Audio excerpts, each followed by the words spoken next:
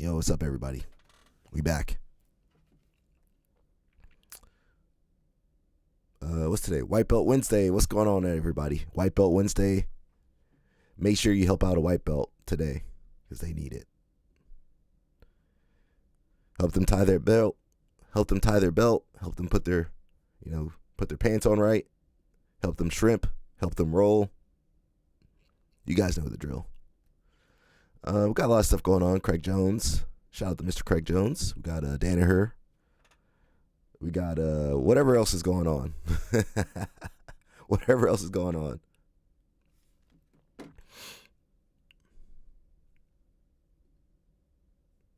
You guys can tell my voice is gone. It's cooked. I'm cooked. I'm fried. But we'll keep streaming, you know. We got my announcer voice today. Let's get started with some Hassim Rita. So you guys recall Hassim used to train at B Team. He's I'm not sure if he's from Ghana or Nigeria.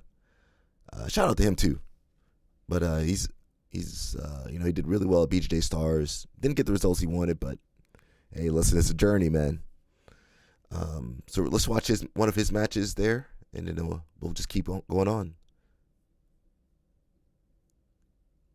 You guys know I'm going to make you watch some jiu-jitsu. You can't come on my live stream and not watch some jiu-jitsu.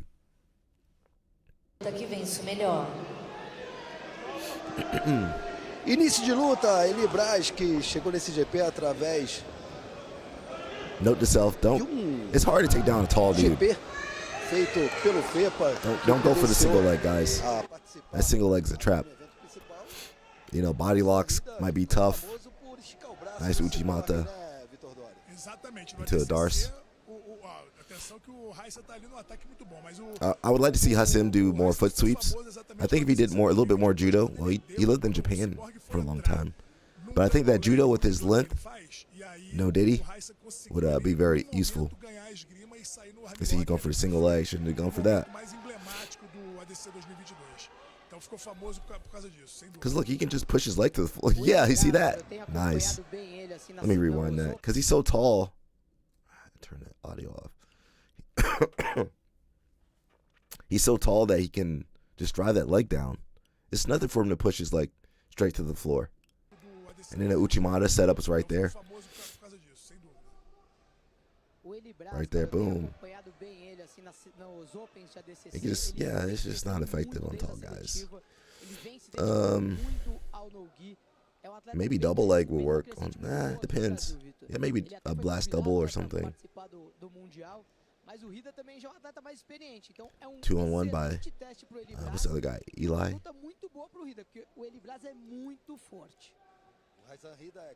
The Brazilians have been working on their wrestling. I'm starting to notice that a lot of the Brazilians are working on their wrestling. Pedro Marino, another single leg. Should not. Let me rewind that. So that's what I'm saying. You got to take into account the height difference. So he went for like a body lock. I don't know what he was trying to go for. Double leg here. Switch to the body. Boom. He's got reverse. So that's basically it, you know. And I believe they use ADCC rules or something. Yeah, it's basically cooked at this point. Got that face crank. And you know, as you get older, that face crank hard to defend. When I was young, I could eat a face crank easy. Nothing, no problem. Now, oh, my neck. I'm going to feel that for a couple weeks now. He got upset too. It happens, bro. Don't beat yourself up too hard. I used to do that stuff, beat myself up. And listen, man, anything can happen. Because even during BJJ Stars, Pedro Marino was about to get beat by what's my homeboy? What's that kid? Damn, I can't remember that kid's name. I can't remember. He's about to get beat by the other kid. I can't remember his name for some reason. Let me cheat and look it up. The Unity kid, the black kid. Dang, what's it? Devontae. Yeah, Devontae. I didn't look it up. I was going to, but I made it to the For You page. I just remembered. Man, it's all you know, a lot of luck. I gotta admit that. A lot of winning is luck, is mental. It's just who's having a better day. There's really not that many outliers out here anymore. Maybe a Mika Galval, maybe a Tynan. Otherwise, everybody usually is pretty close. Usually the matches are pretty close. Most matches I see are usually pretty close, technically wise. And you usually don't see someone get like completely destroyed. So it's a good match, I like that. Nice short match. We'll keep moving forward. I'll keep this YouTube open in case we want to watch some more matches. Again, guys, White Belt Wednesday. Help out a white belt. Do it for me. Do it for Ben Askren. Do it for Ollie. We got Adele over here. Shout out to Adele. She says, CJI official sponsorship opportunity. Hey, listen, if I got to put some money on somebody over there in that women's division, that 100K women's division, it probably going to be Adele. She's got experience with the absolute divisions. She won double gold at last ADCC. Arguably had a great match against Fionn, who's one of the best women's grapplers ever. And she got more experience than both Helena and Sarah Galval. I think Anna Carolina Villeta, also very experienced. But if you got to go for a submission basis, it's got Adele's number 1 and then maybe Helena number 2. She says, one of the most anticipated events in Jiu-Jitsu history is going down on August 30th. I'll be participating in the inaugural women's bracket with the 100K on the line. So as far as I know, I think they all get some show money. I don't know the exact pricing. And then 100K goes to the winner. But I think all the ladies do get some money to show up, which is awesome. Daddy is looking, that's her nickname, Daddy. Daddy is looking to put on a performance at CGI2. You don't want to miss this opportunity to get in on this action. You don't need to just watch looking for boss companies only to be on the journey together. For the first time ever, we will also have one spot available for personal use. Say happy birthday to your mom, propose to your girlfriend, write whatever message you want, support this badass. Daddy on the way to this history-making 100K baby. So she is sponsored by Hyperfly. I assumed Hyperfly would be the number 1 spot, but I think it's a good opportunity. I want to see some of these companies that say they want to promote female jiu-jitsu go out there and sponsor Miss Adele here. Miss Daddy Adele. Hyperfly. I'm not sure who else maybe will do that. What about Australia? Isn't Australia a continent? Come on, Australia. Let's get some support for your girl. Australia got a lot of athletes. The Kennard kid, Adele, Craig Jones, most of the Australasia team, Oceania team, outside of Fabricio Andre and Kenta. Isn't there an Australian team? There's an Australian dude on the Americas team. I don't know how that happened. There might be more Australians competing than Americans. So yeah, if you guys have any companies or know any people looking to sponsor anyone, check out Adele. She is really good. You guys know I did a whole YouTube video on her. So it says, when Mikey is faking being autistic for clout, but you can't prove it. I definitely think he plays into it. I think Danaher plays into his role. Everybody's kind of acting a little bit. Taka be acting. But you guys love that stuff. You want to see not the normal behavior. You want to say their normal behavior is at a 4. You guys looking for 8, 9, 10. So a lot of times people tap into their real personalities, but even me, I'm the same person, but I turn it up a little bit. A couple notches. And that's just the, make it more exciting. I say things the way I speak, the way they speak, the actions they do, the little social media posts, the little skits. It's all just to keep you guys entertained. I wish we could just grapple. Unfortunately, you guys don't want us to just grapple out here. You want us to do all this crazy stuff. And then it can be fun in certain cases.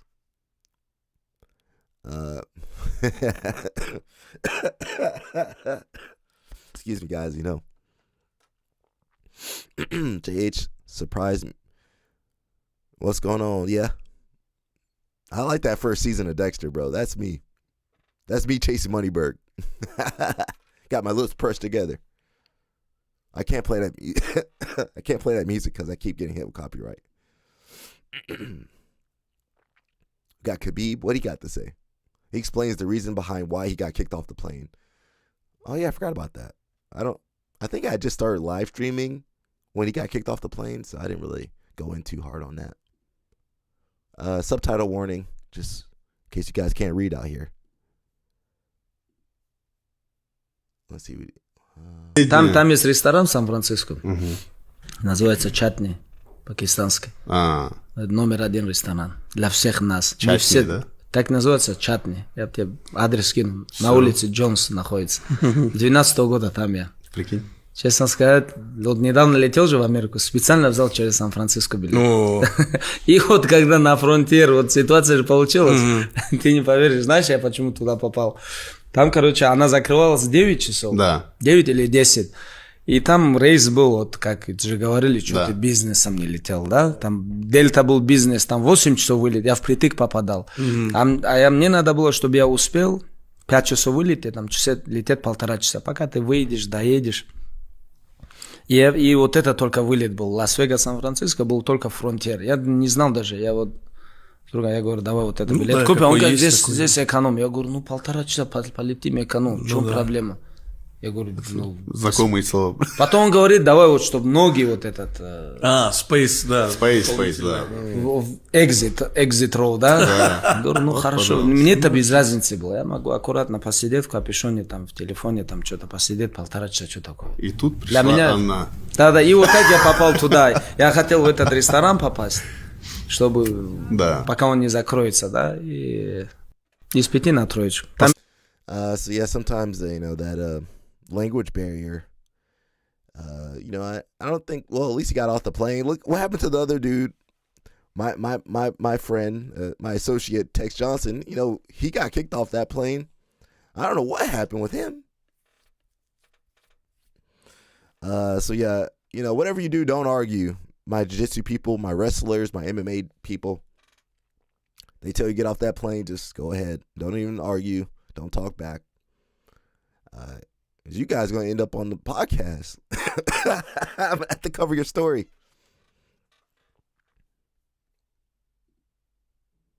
Man, that sounds terrible.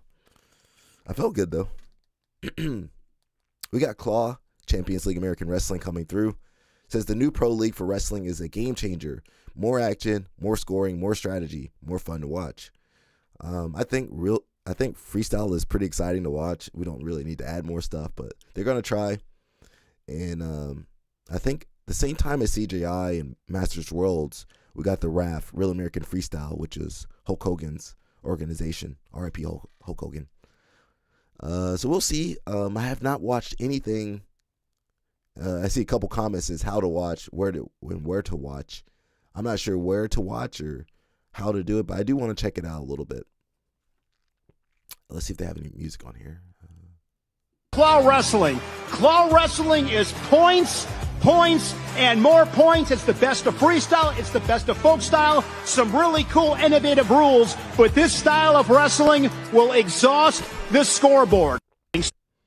And also, I want you guys to remember that the rounds are short. I think 1.5 minutes or something, 1:30. So those rounds are gonna be quick.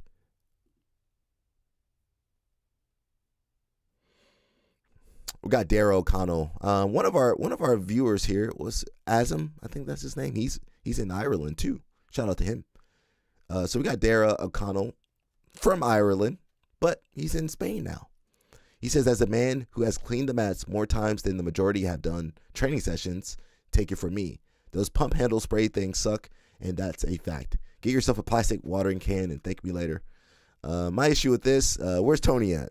Cousin Tony will tell you, you don't want to spray those mats too much. So when you have that the spray can, the spray pump thing, that allows you to control the amount of cleaning solution on the mat. So you just need to mist it on there. You don't need to swamp. You don't need to have that mat soaking. You just need a little mist on the surface. And those mats are expensive. Tony said those $300 a mat. And we were watching Gordon Ryan. He said he spent $30,000. He spent $30,000 on his mats at his gym. And I didn't believe that, but Tony said yeah. So the mat's expensive, $30,000. Listen, you better take care of those mats. We're not gonna play this music. He got the water can. He says it's cheaper, easy to fill, covers bigger area faster, doesn't break. Don't waste time pumping like an idiot. It looks okay, but you kind of moving sporadically. I like to take my time, mist it very skillfully. When you clean the mats, it's kind of like you relax, you get into the zone. I don't want to be running around the mat trying to clean it. So if you guys want to clean your mat like that, go ahead.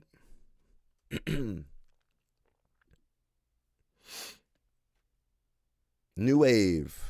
So you guys saw the thumbnail. We got Mr. Craig Jones on there.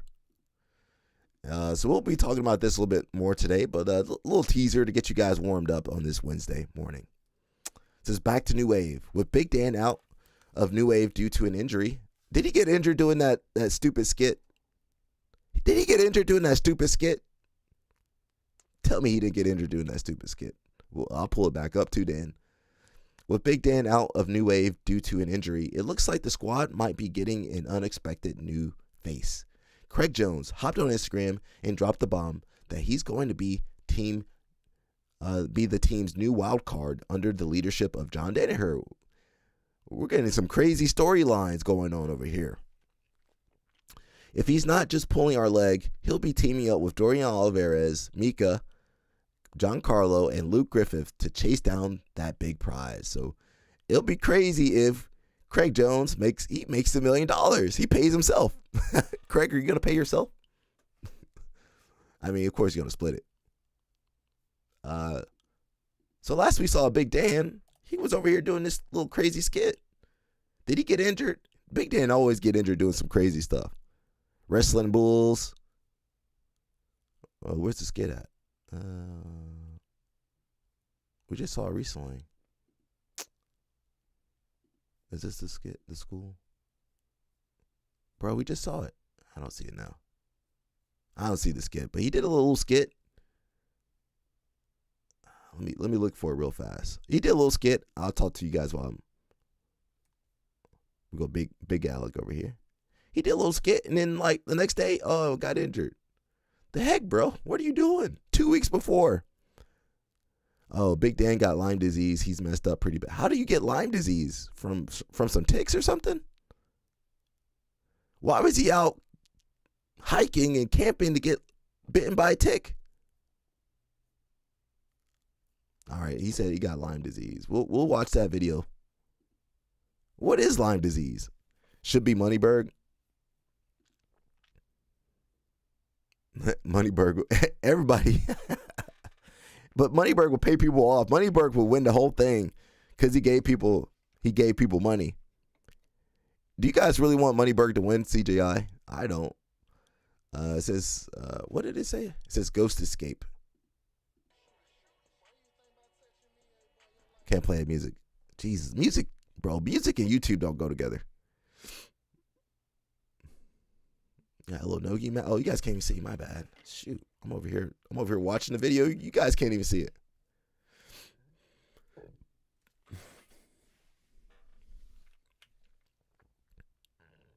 I'm waiting for the Ghost Escape. Is that the Ghost Escape? Man, Jeff Glover been doing that. Get out of here, bro. Jeff Glover been doing that since forever.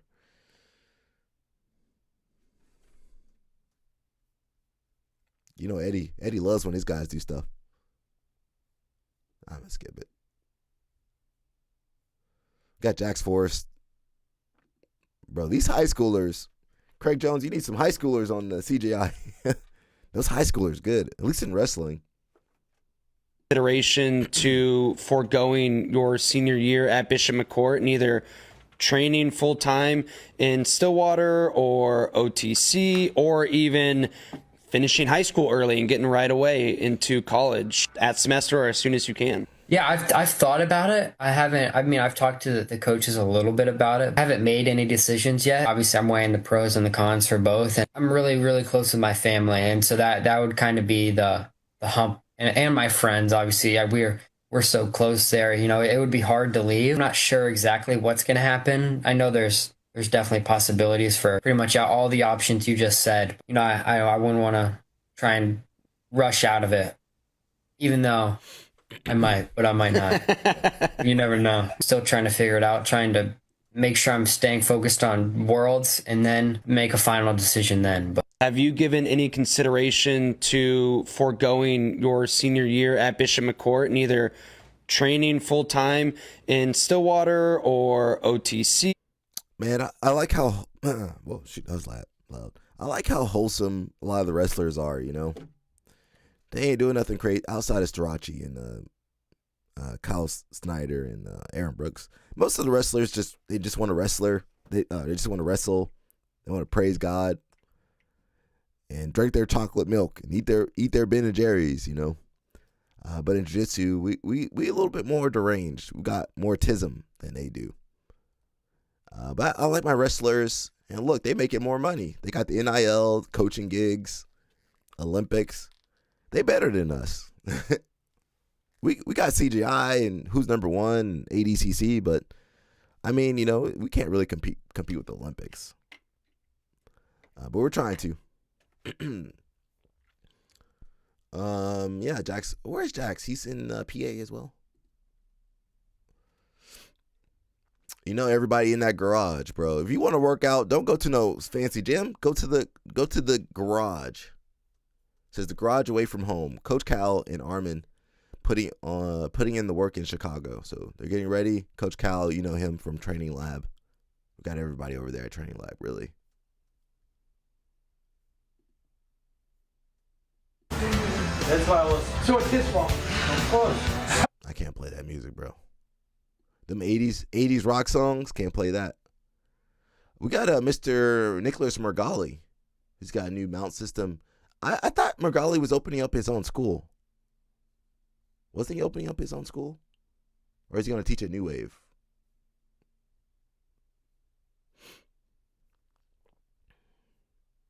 I see he's putting out like a lot of master classes. I don't know what he's doing, to be honest. I think a lot of his, you know, for most athletes, your identity is tied to your competition and results. But a lot of these guys, you know, we talk about balance all the time, but a lot of these guys haven't had balance really. So I'm wondering, like, what does he do once he can't compete? Like, does he have any other interests? He's been doing jiu-jitsu basically his whole life, so I'm pretty interested to see what he does. Again, I know he's got, does he have his own studio or just a little placard?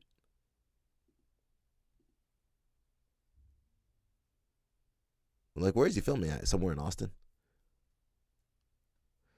Yeah, I don't know. I don't have all the details. Usually Jason Whitfield knows more than me. Is he going to teach at King's Way or what is he going to do? Or is he teaching at someone else's school? That's a seminar. Maybe he goes into teaching. That's true. You know, he's already accomplished a lot, so he could become a good teacher.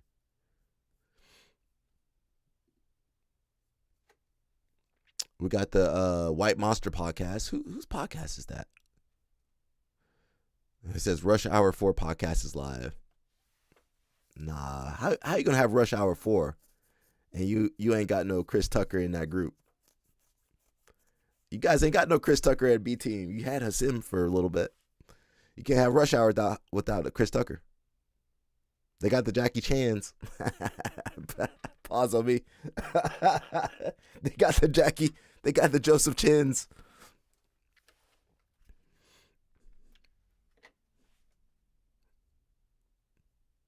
Yeah, someone else's podcast over there. We all got a podcast, bro. I had a podcast for a little bit. Maybe I should bring it back. We got Lucas Lech. Well, this is Mateus Luna talking about Lucas Lech. I got a call over there. And I answered that call. So you remember we talked about Henry Atkins. He said half guard was terrible. But a lot of your favorite grapplers play half guard. I done seen Gordon play half guard. I done seen Craig play half guard. Lucas Lech. Bernardo Faria, Mr. Huge Honor. Today is Huge Honor. He plays half guard. Leo Sagiro. Marcelo used to play half guard. Lucas would play a little bit of half guard.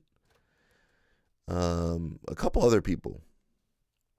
Super effective. So it says, why you like the half guard? It says, I don't have much flexibility. Ateles plays half guard. I don't have much flexibility, so I always have a hard time playing spider guard and inverting. Yeah, if you're injured or you don't have mobility, you're forced to play half guard. So, Henry Atkins, where are you at, bro? Competition career know that you are an amazing half guard player. And there are some people out there that don't like half guard. They think half guard is halfway to getting your guard passed. Why do you like the half guard? So most people that have followed your competition career know that you are an amazing half guard. It was natural for me. I don't have too much flexibility, so I always had a hard time to play spider and invert guard. And I always love no-gi. And before I was a little bit knucklehead when I was young, so I remember going to jiu-jitsu. I was doing my Thai jiu-jitsu, boxing, and I want to do MMA before. So every time that I learned something on the collar, on the leaves, I was thinking, oh, no, that don't work no-gi. It was natural for me. I don't have too much flexibility, so I always had a hard time to play spider and invert guard. And I always love no-gi. And before I was a little bit knucklehead when I was stay with my back on the floor and way too much. I always try go outside, inside, always try search for the back. I go sometimes to the deep, but normally my half guard is more aggressive going outside. I don't stay with my back on the floor and way too much. I always try go outside, inside, always try search for the back. I go sometimes to the deep, but normally my half guard is more aggressive going outside. I don't stay with my... Yeah, so, Henry Atkins, some of these old dudes, they stop training really. They don't keep up with jiu-jitsu. They don't know about the advances. So he's thinking of half guard back in the day, just holding, not trying to get past. But I just named a couple really aggressive half guard players that can create some action. And to be honest, even that, think about underhook De La Hiva, how the Mendes player play it, the waiter guard. That's technically like a half guard to me. A lot of that stuff is pretty effective. So, we got a lot of boomers in this sport, bro. We got a ton of boomers that just if the Gracies didn't say it or do it, they don't care about it. We got Kenta over here. What is he doing? Boy, Kenta Ewamoto is back, so we're going to scrap like normal. I try to elevate him here. He does a fucking headstand, which is nice. Don't need that. He's going to do a flying kneecap, but I'm going to hit him with that fucking A-game. Fortunately for me, the guy's got anti-perspirant on his fucking feet and a size 3 in women, so I can't grab his fucking ankle. Decided to try to wrestle up on a guy who just got back from the Japanese wrestling team fucking camp, so that's nice. I'm from Canada, so it goes about as well as you'd think. He somehow gets on my back. I dive for a leg because I'm a fucking coward.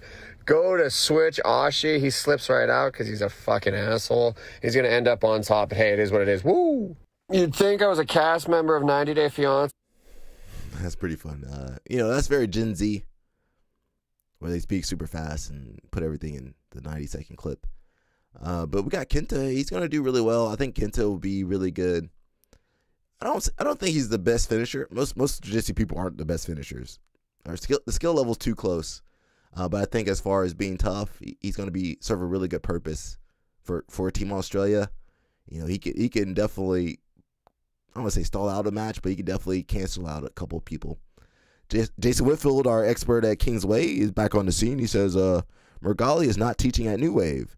If I was a jiu-jitsu guy who wanted to do gi, I would not go to New Wave if Mgali wasn't teaching the gi. I have no confidence in anyone else at New Wave. The only person, Helena and Giancarlo. Maybe David Asari, though. Everybody else, you know, they didn't really. Even Giancarlo, he kind of, he gave up the gi. He went over to the dark side. And he was good in the gi. Up until brown belt, he was doing pretty well, you know. He had some wars against Ronaldo Jr., but he was good. Him and Ryan Aiken and Ronaldo Jr., all them dudes was fighting each other. But now look at it. Ronaldo Jr., he doing 77. And Ryan Aiken and Giancarlo, they 88 plus. They got to cut the 88. Yeah, them dude's huge.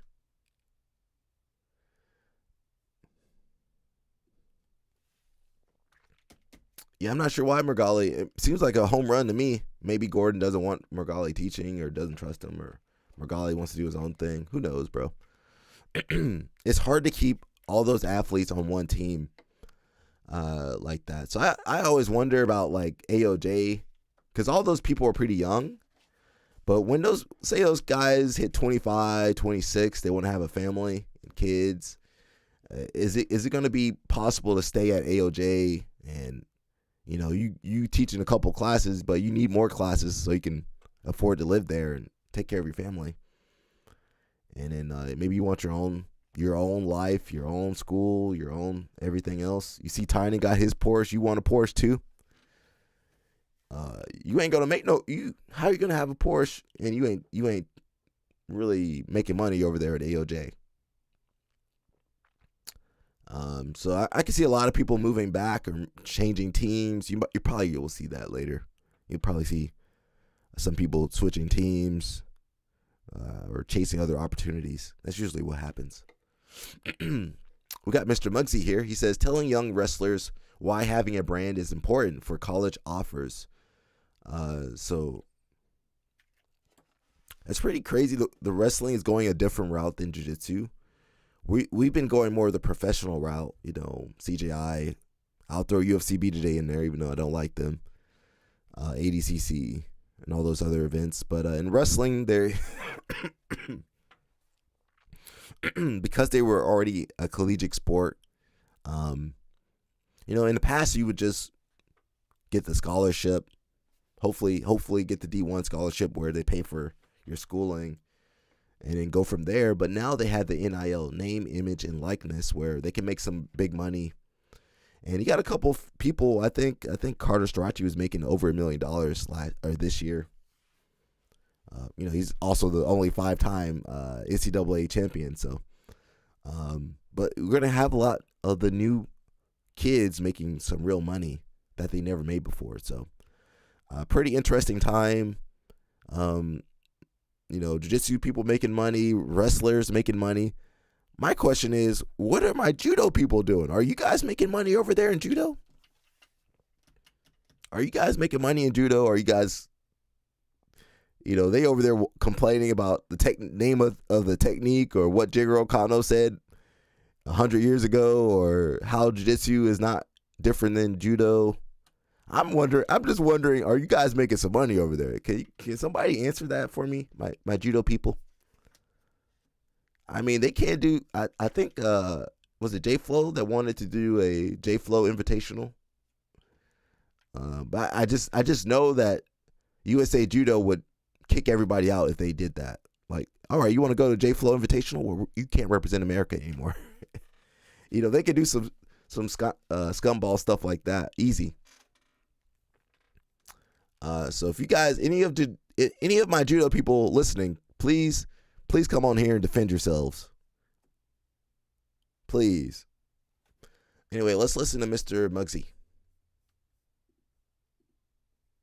If you're a good wrestler, it don't matter if people want to come see you. You gotta bring people to the stadiums. That's why our brand is so important. Bo Bass is a big example. He's a good wrestler, yes, but he's also great at marketing himself. He record it all. He's very outspoken. Y'all can connect with him. Y'all, who can connect with Bo Bass to some degree? Some degree. That's because he speaks on the camera, okay? Y'all in a great era right now to grow a brand. So taking our brand seriously, posting every day on all platforms, not for fame and attention. I don't like this term. I don't like content creators. I hate that. I like marketers, advertisers, entrepreneurs. It's all business. You understand? Okay, you can't just rely on the coach or the school to be good at branding. The athletes have to be good at branding too. Everyone's involved with this. And overall, wrestling's gonna grow. Having a big brand and marketing is gonna be key for y'all.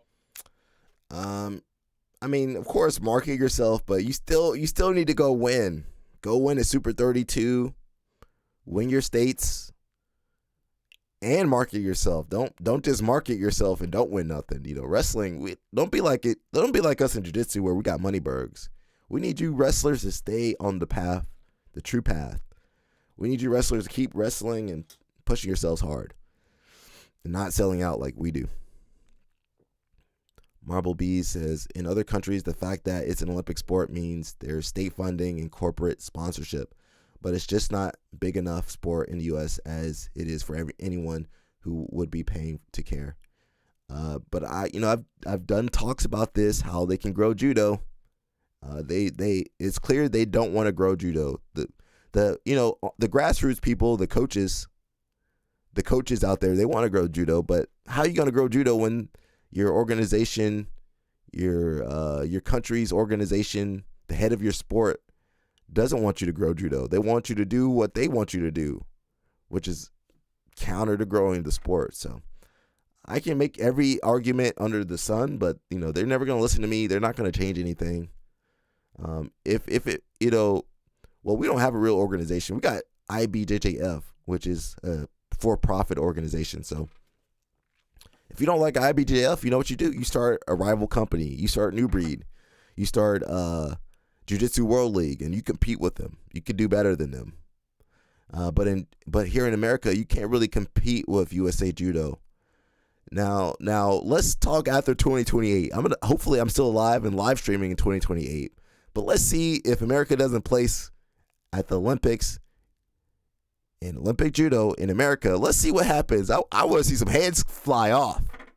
I want to see some heads get. I want to see someone that, the U.S. Olympic team be like, all right, Judo, what the heck? We're going to kick you out of here. You guys didn't win no medals at the Olympics here in America? All right, get rid of everybody. And, man, they got so much talent in judo. Ronda Rousey, Kayla Harrison, Jay Flo, Jimmy Pedro, Travis Stevens, DePopolo, Colton Brown, the St. Ledger brothers. What was that guy I called out? I didn't mean to call out. Shigoshi. The Cohen. Is it the Cohen brothers or something like that? Yeah, the Cohen brothers. You got all them people, and you telling me you can't make no world champion, no Olympic champion from our country? So I think I've kind of put this out there. I think judo programs need to start partnering with the jiu-jitsu programs. They got to reach out to some of the schools. And I'll be honest, a lot of the jiu-jitsu schools want a judo program. They would love to have a judo program. They just can't find you guys. You guys ain't on social media. How are we going to find the judo people? They don't post nothing. So if you guys, overnight, if you want to change judo, I mean, it's not going to happen overnight, but judo people, you reach out to jiu-jitsu schools. You do it yourself. Hey, there's a jiu-jitsu program pretty close by. Hey, give a call. Hey, man, I'm a judo black belt. I do blah, blah, blah, Olympics. I'm on the Olympic team, blah, blah, blah. Would you guys be interested in having a judo program once or twice a week? Oh, cool. You guys would? Okay, let's do that. I assure you, most jiu-jitsu programs would love to have that. We just can't find you people. We don't know where your program. Most of you guys, most of the judo people train in the club. The club it's open 2 days a week. How are we going to find you? So I think if the judo people reached out to us, there's more jiu-jitsu. There's more jiu-jitsu schools than judo schools in America, right? Okay. So judo people, reach out to the jiu-jitsu people, and then I think you can grow interest in judo that way. Because otherwise, judo programs are run like a club. It's 2 times a week. You know, it's just not. I don't want to say it's not professional, but it's a club. But if they partner with the jiu-jitsu programs, I think they can create a lot of interest. I'm live streaming, bro. That's one of my interests right here. Yeah, I think that would be one way to do it. But you know, you can only do so much before USA Judo gets in the way. Yeah, I'm live streaming. That's one of my hobbies. Why would I sit here live streaming?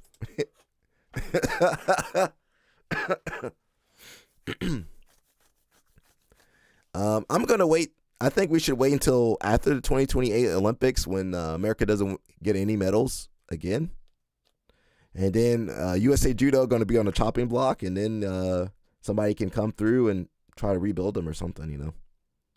You guys need Craig Jones to rebuild. Craig Jones, you want to save judo in America? Although I think Craig is leaving America, possibly.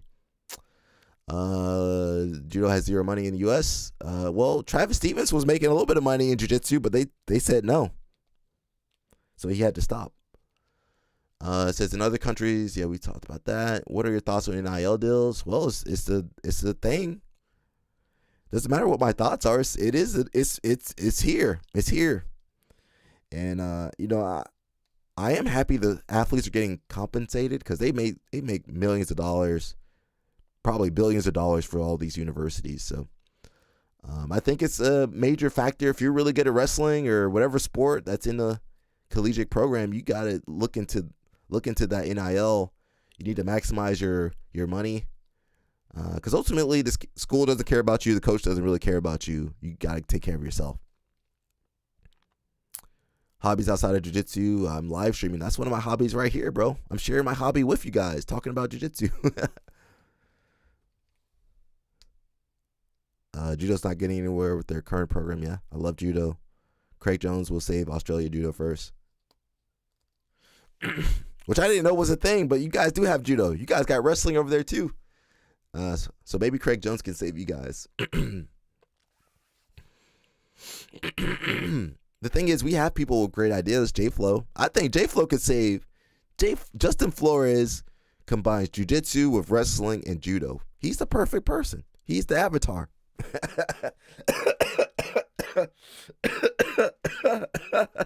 He's the avatar. Only he can save us.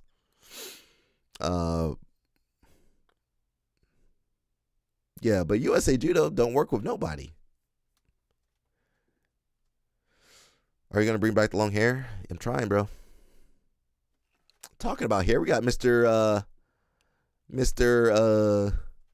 Huff Mendes over here. Look at that hair. Look at that blonde hair. He need to come out of retirement, bro. He's my age. He retired at 28, bro. Get out of here. Get out of here, bro. Como que eu peguei anteontem na bananinha da fechada? I don't know about that hair though, man. You too old for that hair. Anteontem foi que gritou. Nem bateu, gritou. Tá não pra mim que você chegou chorando em casa. Não, sabe por quê? Dia antes ele ia falar assim, tô treinando bem com o Rafael. Falei, sério, vou assistir amanhã. All these dudes look like bodybuilders. Why all these dudes look like grapplers? And why is that young man's voice? Why is that young man's voice so high? We kind of researched that with I don't know why he retired. I heard speculation, but I ain't seen nothing. I ain't seen no facts or figures. We heard a lot of stories. I can't bring the stories up, but we heard a lot of stories. We don't know why exactly. He should come back. Nobody tests at ADCC. You can do whatever you want at ADCC. But why do these dudes look like bodybuilders? And they pass USADA. And that one kid, his voice higher than Baby Shark's voice. Quem foi primeiro? Tem que ser primeiro, que o gás. Gás recém-nascido. Tá com pulmão recém-nascido, né? Não, eles falam assim, tô treinando bem, Rafael. Eu falei, sério, bem, mas ele tá indo de verdade assim? Não, ele tá, não sei o que, faz maior força. Amanhã eu vou assistir. Chega aqui no outro dia. Tem dia que é noite, né? Esse nosso campeão absoluto tá. Listen to this kid's voice. This kid's voice is so high. We heard apparently when you give supplements, apparently when you give acai to kids, it kind of stunts their vocal cords. So he sounds like a 7-year-old girl. Os concreto. Se eu ligar o seu concreto! Eu liguei pra ele, não fala mais isso. Se eu fazer isso aí na final, não volta mais pra casa. My man got veneers. I need some veneers. You guys think Tiny has veneers? Let me know. Fala a verdade. Fala a verdade. Mais ou menos. O seu filho. Eu desisti. Como que eu peguei anteontem? Na bananinha da fechada. Is this the kid? Listen to this kid speak, guys. Okay, just so you know, this kid's a brown belt. So he's got to be, what, 16, 17 minimum? Just listen to his voice. All right, do we have a clip of him talking? He ain't got no clip. You know you famous when you ain't got no clip of you speaking. You ain't got no interview. Today I came out here, BJJ World League. Today the AOJ team did. I'm trying to hear his voice though. Where's his voice at? You guys can't hear nothing.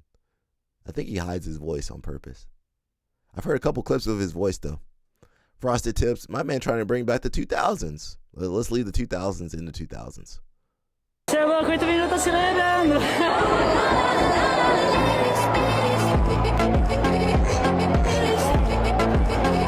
Now, don't get me wrong, that kid's good. But they got, how many good kids they got over there? They got about 50 million good kids. What's the future? What's the future move for them? They ain't got no NIL. The only way they're going to make money in jiu-jitsu, I mean, they're going to have to switch over to no-gi. For sure, they got to switch over to no-gi. Or they're going to, I'm trying to hear his voice. He hides his voice on purpose, though. Yeah, we can't get his voice.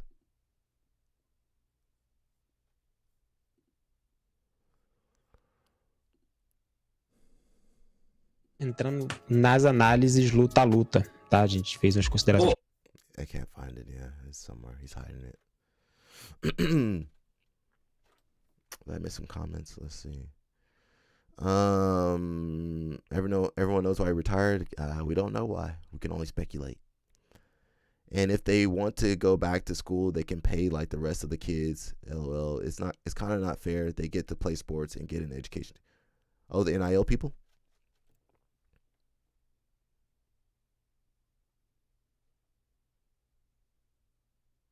Oh, I missed your other top one. It says, I don't know, I'm on the fence about it because school is just that school you go to learn. If you want to do it separate, then have it that way. And if they treat you like pros since they're making... well, schools, a lot of these schools are, I was talking to cousin Tony, his daughter's going to school, college. So a lot of parents are worried about the future, with AI and all this other stuff going on. So, about the only thing that is guaranteed is entertainment and sports. So, some of those jobs you might,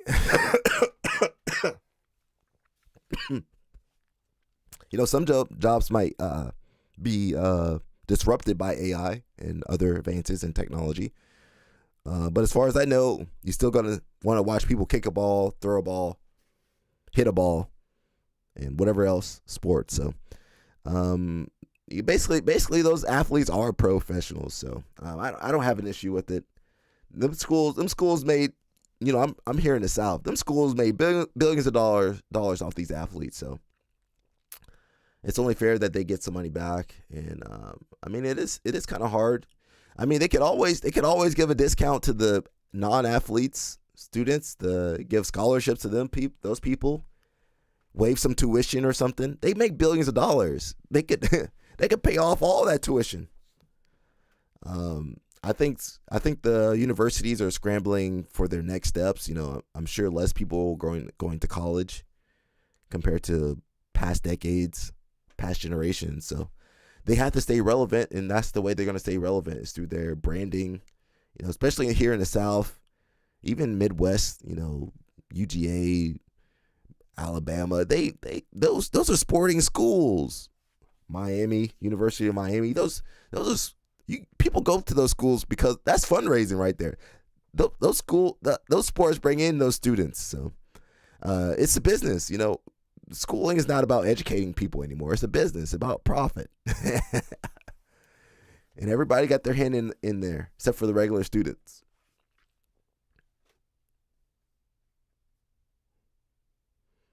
So let's see how they look in their 50s. I mean, these kids look old. What's sad is that these kids are, you know, their development's gonna be whack, you know. Look at that one kid that's what's that one kid? I can't remember his name.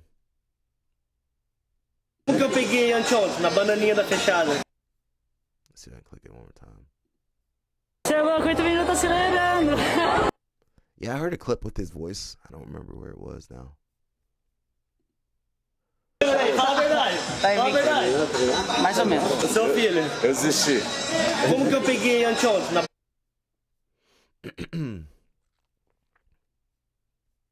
Maybe it was this clip.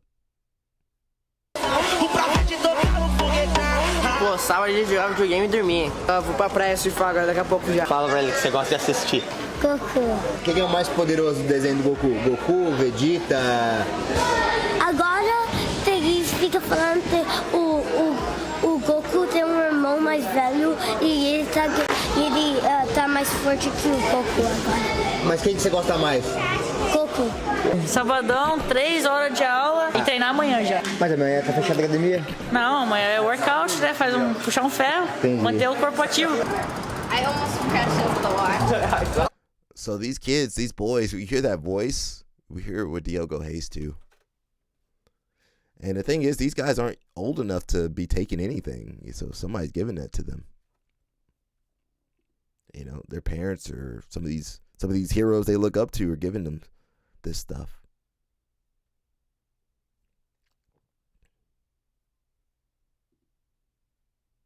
Seminário no Bob finalizado.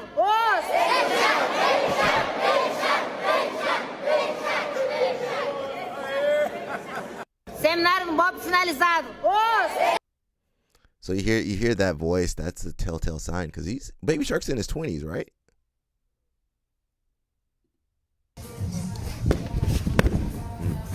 Hey guys, starting now, July 26th, we have a big seminar here in Westbark, Kissimmee. It's gonna be me, Diogo, Baby Shark. It's gonna be my dad, Mgali, and Coach Quaid. Do not miss out. Information down below.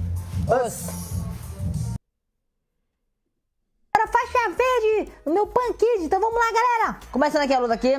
Nota o criador por cima. Eu puxei junto de subir, ganhando uma vantagem. E comecei agora a passar por fora, toreando. Desde criança eu faço muito isso aí, né? Um lado e outro. O ruim do tatame aí, que eu acho, é porque desliza muito. Parece que não, mas desliza, ó. O cara sai o quadril, tá lá do outro lado já, ó.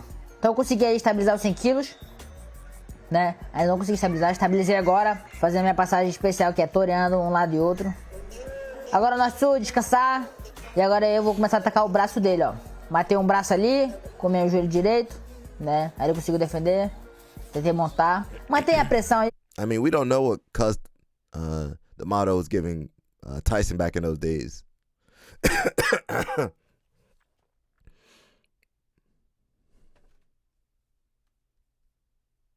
Yeah, we don't know what Cus was giving Tyson back in those days. Could have been anything. That kid destroyed everyone at at World's first adult tournament, one feather and absolute purple. The other kid, the Goulart kid. How many students does AOJ have? I don't know, a ton of them. You don't go to college to learn, you go to network. Yeah, network and I don't know, make money now. Now you go to college to make money. You ain't got to learn. You put everything into ChatGPT now. I was at Ole Miss. They were treated extremely well. Well, you got a lot of athletes over there. They had boosters rent out apartments for the stars. Now they got Lamborghinis. Says we've been talking about this since Chris Webber. They make so much money off. That's true. I mean, I'm not gonna. Well, the athletes are out there playing and running and jumping. They deserve their money. Yeah, the athletes deserve their money. They deserve everything they get. And it's crazy. People were doing that for free before. I mean, they've got an education, but now they get the education and they get some life-changing money. I heard that youth sports is over $40 billion industry. Yep, in the U.S. alone, so much incentive to perform. Sad state of affairs. That's true, but again, this life-changing money. So I'd rather that money go to the athletes than stay in the schools or go to the coaches alone. I think Anderson Silva has a high-pitched voice too, right? That might be culturally too. In Brazil, they quick to jump on some stuff. The guys and the girls. I like that. Can we find that video? When they did they were like, I'll just look for the clip. When they went to Anderson, CT is a myth. Okay. I mean, we just had 2 Japanese boxers die recently, so you let me punch you in the head, and we'll see if it's a myth. let me just punch you in the head and see.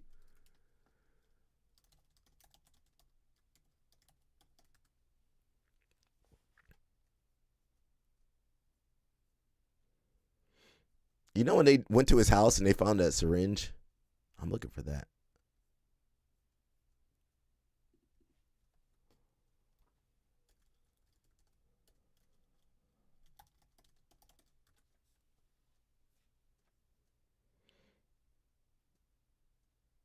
So for sure, I can't go over this too long. I'm just going to find exactly what happened.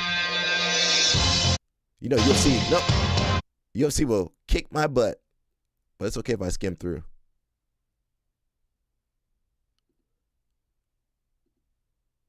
He has some syringes somewhere. Can someone find it? Let's see. Yes, why would we want money going to schools? It should go to people who can barely read but can throw a ball far. Yes, it should go to the people doing stuff. It should go to the didn't die of CTE. So CTE is, they can't even tell you. They got to look at the brain. So we're going to look up exactly what CTE is. Well, we know you're trolling, bro. We already know CTE is a myth. I don't believe so. The brain is a finely tuned mechanism. Even that, I'm not sure if it's a blood aneurysm or whatever those boxers died of. That's just a little bit of pressure on the brain. Okay, that's it. It takes you out. Anything affecting that, anything. I mean, the brain is pretty resilient, though. Didn't die of CTE. We didn't say they died of CTE. CTE I think is a long-term degeneration, right? You said Japanese boxer died, then F said it was CTE. I didn't say they died of CTE. They died of aneurysms or something like that, blood bleeding. But CTE is real. They died. All right. You can say whatever you want, bro. Let me see that syringe. For those who came to see, it's at 6:30. There we go. The cap I like to wear the most. Did I say they died of CTE? This one is one of them. This one is You know what? I'm putting you in timeout, bro. We put you in timeout for 5 minutes. There you go. Hang out in timeout. I didn't know about timeout to Marley. Shout out to Marley. Thank you for showing me how to put people in timeout. I love this stuff. So we're looking for a syringe. But I don't know if maybe I did say he died of CTE, but why are we arguing? CTE is just another form of damage to the brain, right? Same thing with concussions. Concussions don't leave a visible sign on the brain, but eventually there's going to be some degeneration. We'll look it up for him later.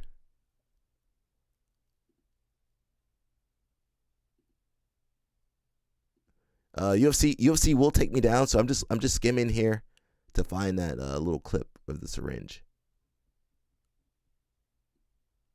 Where's the syringe at? cool. This one is the cap I like to wear the most. Ooh, let me turn that music off. They find me because of that music.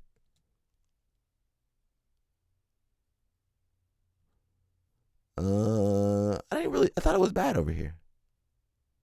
I didn't see it that bad. Wait, so why did Hoffa retire early? I Googled, it didn't find anything. It's all alleged, so I can't bring anything up. It was alleged that he maybe got caught, and then IBJF forced him to retire to keep his clean image. Which I kind of believe, allegedly, I believe that. He retired at 28, which was really young. He was winning. He was super dominant. And so there must have been a big reason to make him stop, because he was already like, says the box on the right is shoulder level to him. UFC might hit me. I thought it was more visible this time. I can't really see it. I see some supplements, but I can't really see it. My eyesight's not that good.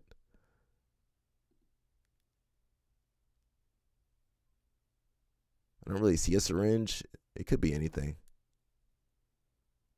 He said it's his B vitamin shot. That's what I heard from a good source. My only thing is, maybe it's true, but why not just go to ADCC then? Yeah, why not just go to ADCC?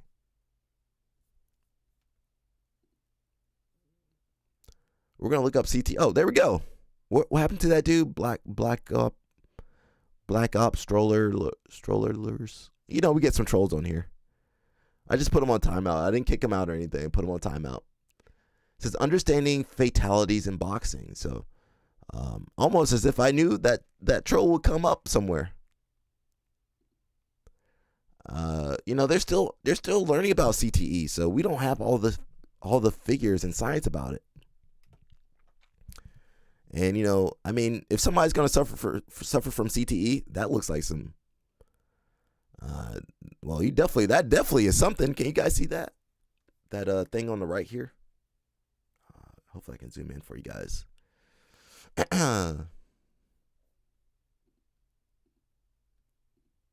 It says, unfortunately, there were 2 boxing fatalities last week in Japan on the same card. Shigetoshi Kotari and Hiromasa Urakawa.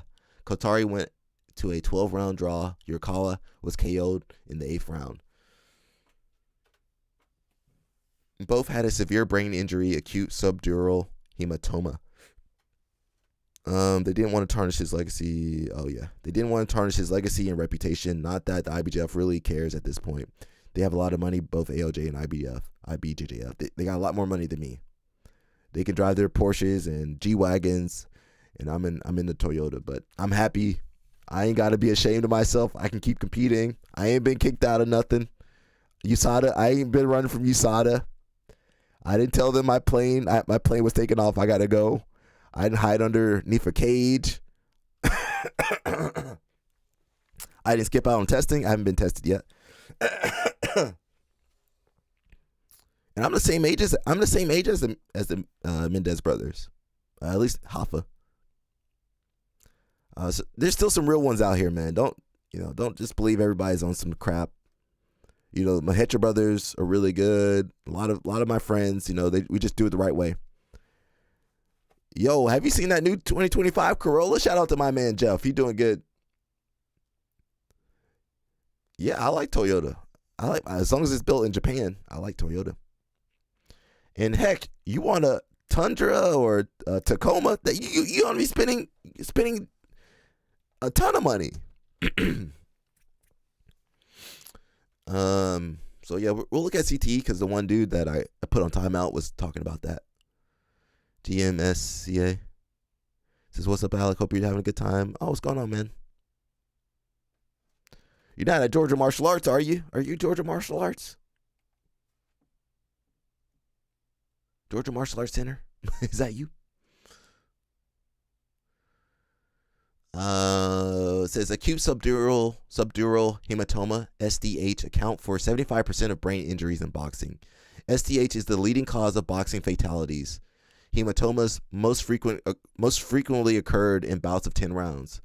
And Kotari fought to a draw in a 12-round fight before collapsing.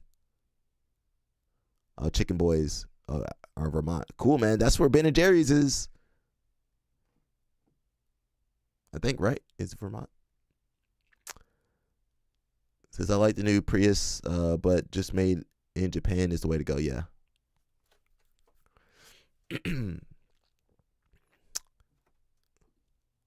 Says ASDH is a medical emergency, which was acute subdural hematoma. Factors that influence survival, says age. If you're less than 40 years old, does that increase your survival rate? Injury severity, higher scores on Glasgow Coma scale. Time to treatment, survival intervention within 4 hours, improves mortality. However, the functional outcomes are mixed. A decline in ring-related deaths was registered after 1983, when the number of rounds per bout in professional boxing was reduced from 15 to 12. However, no evidence was found to support the relationship between the reduction of number of rounds and the fall of boxing-related fatalities. Still many unknowns on other possible risk factors: previous head trauma, concussion history, weight cutting, dehydration. Regardless, this unfortunate event will likely initiate more research. Rest in peace to Katari and Urakawa. Lots of cows. Yeah, that's where the ice cream comes from. You guys should make some chocolate up there too. We're going to look up CTE because the one dude I put on timeout was asking about CTE. Maybe he has CTE. As far as I know, they're still researching CTE. What is CTE? We're going to get the AI.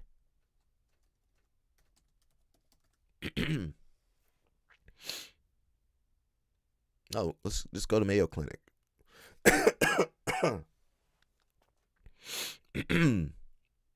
Chronic traumatic encephalopathy,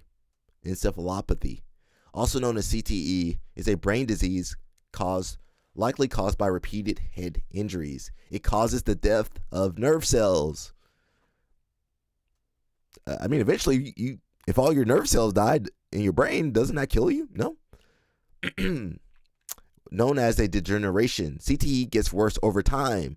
The one dude said, okay, maybe we did say those guys died of CTE. That's just a mistaken talking. You got to understand brain damage. Says CTE gets worse over time. The only way to definitively diagnose CTE is after death during an autopsy of the brain. So yeah, I'm not saying CTE couldn't kill you, but it maybe could. CTE is rare and not well understood, but experts don't believe it's related to single head injury. It appears to be related to repeated head injuries. Okay, repeated head injuries. It sounds like MMA dudes, boxing, football, contact sports. So symptoms are thought to include trouble with thinking and emotions, physical symptoms, and other behaviors. It's thought that symptoms develop years to decades after head trauma. Researchers are working on developing tests for CTE. So what if you have CTE and that leads you to reckless behavior, suicidal behavior? Is that the cause of your death then? One of the causes?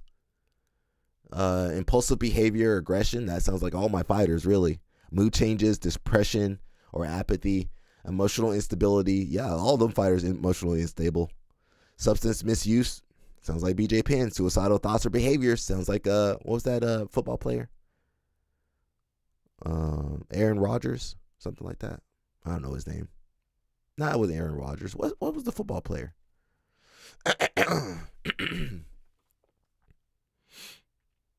Okay, so yeah, I don't think you can die from CTE. Let's look that up real fast.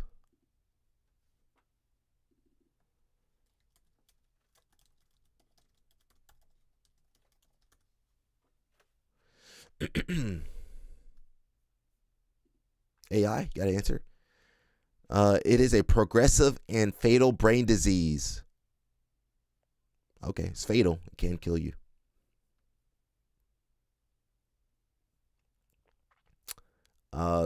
While the Japanese boxers didn't die of it, I think it can lead. My postulation is that it can lead to you dying. Mushmaster says we're going to see a lot of MMA legends dealing with severe CTE. Junior Sal.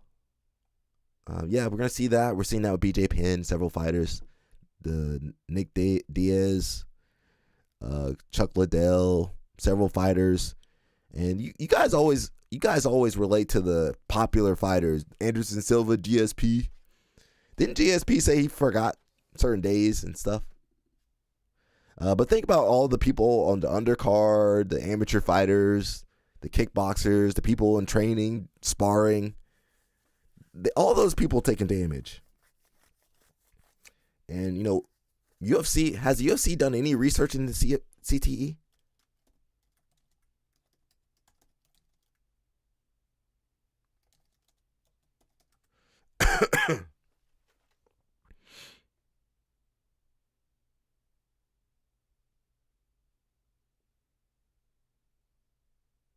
Yeah, I don't think the UFC's done. They got $1 billion, $7 billion. They ain't put no money towards brain research. Says ex-UFC fighter Julie Kedzie pledges brain for CTE research. Former UFC fighter Julie has pledged her brain for post-mortem research into chronic traumatic encephalopathy, CTE, a brain disease linked to repeated head injuries and concussion. She competed 29 times as a professional, winning 16 and losing 13. That's a rough one. Before retiring from MMA in 2013, she has suffered with depression, anxiety, hyperactivity, impulsiveness, and lack of sleep, all symptoms of CTE, since calling time on her career. UFC doesn't care. UFC doing research on how to make more money. Oh no, that is true. UFC. They were always, well, not the original UFC owners, but the Ferrettas, the Furtadas, you know, that's how I say them, how I say their name. They were always, gangsters, they don't care. They made their money. She says, I've been hit in the head a lot, so we might as well see what's in there and get some good out of it for the data. She has been involved with leading women's organizations Invicta Fighting Championships since her retirement. Is widely recognized as a pioneering figure in the growth of women's MMA. The 42-year-old, that's still young, 42. She's probably 45 now. That's still young to me. The 42-year-old is one of the first women to pledge her brain to CTE research. And I think we did some research on CTE or concussions. I believe women are more likely to suffer concussions. I believe so. I don't remember the exact science. So before that one dude jumps on me, I just recalling that from memory. If there is a way that I can still keep pushing in this field of mixed martial arts and advancing the cause of women, then yeah. I want to get back to women in this sport because there are all these studies on male athletes' brains, and there might be something completely different from a female athlete's perspective. We did some research. Her family donated her brain to Australian Sports Bank to better understand her. In July, Australians rules footballer Heather Anderson became the first professional female athlete to be diagnosed with CTE. She retired from the sport in 2017 and died years later at the age of 28. Wow. What the heck? Her family donated her brain to the Australian sports. Not this girl, but a different girl. UFC, GSP. UFC doing research on how to make more money. Yeah, UFC doesn't care. We see that. And honestly, if they did some research, they literally giving people CTE with their slap fight organization. But I think if they had a conscience, some morals, they would, if they put some money towards the research, I think that would go a long way. Now that might open them up to lawsuits. They're going to get sued regardless. They're going to give some money regardless. They've been giving money regardless. Says, how do you feel about wrist locks? It's a technique. I do it. Don't break nobody's wrist, but you can do it. My issue is that you guys don't got you don't have any control. You guys be breaking people's arms. So put the wrist lock on, but let people tap.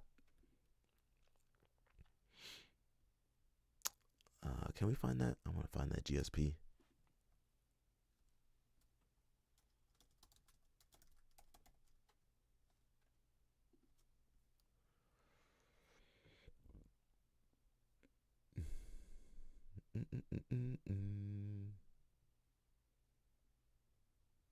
Was that it? It's a real pleasure to meet. As a competitor, as a fighter, it's a good thing to have it because it makes you better. Because you completely obsess about. I think it's over here.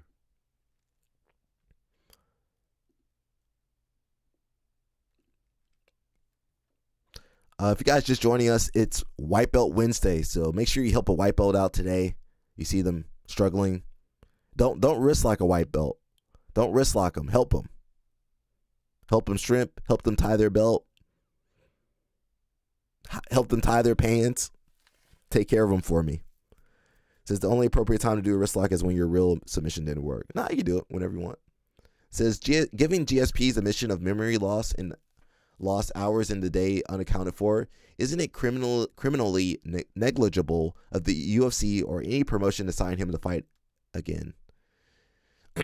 He also spoke about this has affected him since childhood. Oh, he had that since childhood. Well, he been doing striking martial arts since childhood, so for sure GSP got CTE.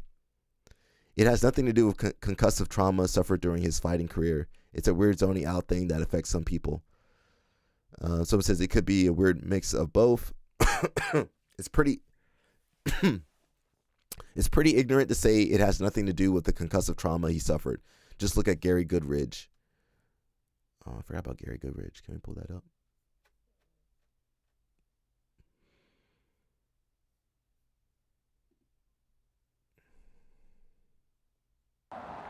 Come on, let's go. My style was I'm gonna knock you out, or you're gonna knock me out. That's it. At home in Canada, the 6'3", 260-pound wrecking machine lives a gentler life. I just love flashlights. It's just one of those, I like light. But the man who loves light is trapped in a dark place. I truly, honestly believe if it wasn't for the pills that I'm taking, my life would have been done a long time ago. So I'm not gonna play any more of that because I don't know about Invicta. Invicta might catch me. Nam Fam, yeah, Nam Fam. You guys heard Nam Fam before? We'll pull him up real fast.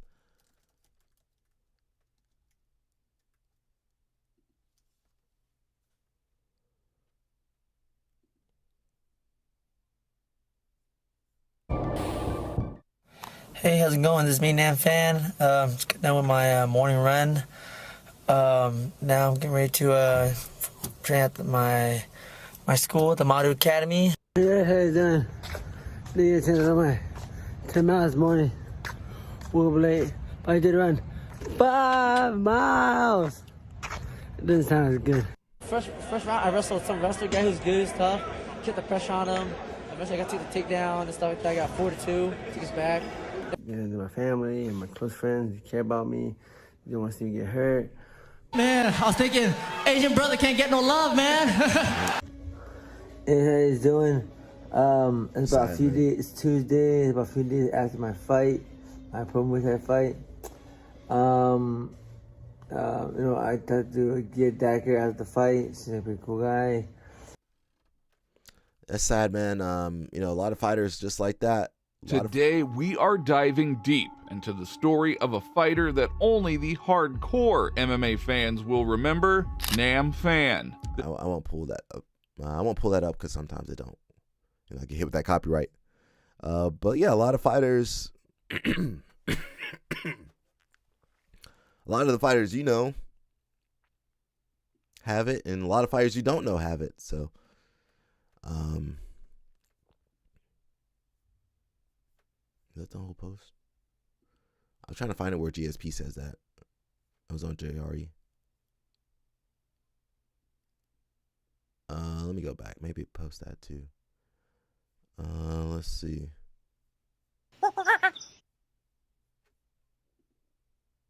We should be okay watching Joe Rogan, I hope. The Joe Rogan Experience. Well, if you're going to do Sam Tripoli's podcast, Tinfoil Hat, just understand that it's a different kind of conspiracy theory podcast. It's like, is Bigfoot psychic? Like those kind of questions. That's not what I was looking for. We'll keep moving forward. But yeah, this stuff's real. Apparently it can be fatal. can lead you to fatal behaviors, aggression, suicidal, and brain degeneration. Now, it says it takes time. It takes time. We got Mr. Jalen Financier. I'm not sure how you say his last name. Cobringas number 2 son. So this kid won worlds at 18 or 19 or something. He's going to be teaching a seminar at West LA. September 7th of September. So check him out if you guys can. Support the young man. Youngest IBJF world champion and youngest pan champion. Jason, what's up? He says, in boxing, they could call it punch drunk. Shane Mosley is a former world champion boxer. That's exactly what he sounds like. Boxing is the worst of the combat sports for CTE. Yeah, it's just the fact that, you get consecutive concussions. You get knocked out. You get that 10 count, stand back up, get knocked out again. And, I'm not sure if the gloves help. Wasn't that the selling point of the UFC? It's like the gloves were supposed to be better because they're smaller. You won't hit as hard, but then the big gloves, you hit harder. I don't really understand it, but for sure, boxing. We also got to take into account the weight cut too. That weight cut's not helping either. And it's just bad situation all around, especially that Japanese card. They had 2 people dying. If that's not a wake up call, I don't know what is, man. We got Mr. Jason Rao, one of your guys' favorite online coaches. Leg lock defense. In my opinion, it's Eddie Cummings versus Tonquinho. They had 2 matches. One was in ADCC in 2015, and the other was at Polaris. This match was a classic pressure passing versus leg locker. If you want to look at exceptional leg lock defense, watching Tonquinho on that match is great for that. If you want to look at exceptional guard play, and specifically exceptional leg lock entries and attack, watching Eddie Cummings in that match is awesome. Also, watching Tonquinho's pressure passing against the leg locker is also excellent.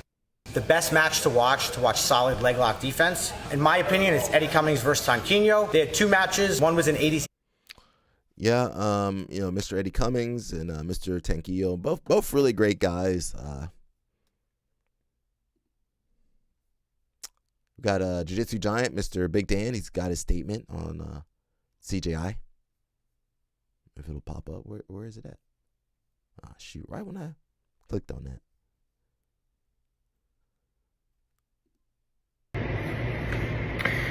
What's up, guys? It's with a real heavy heart that I have to announce that I am out of the upcoming CTI.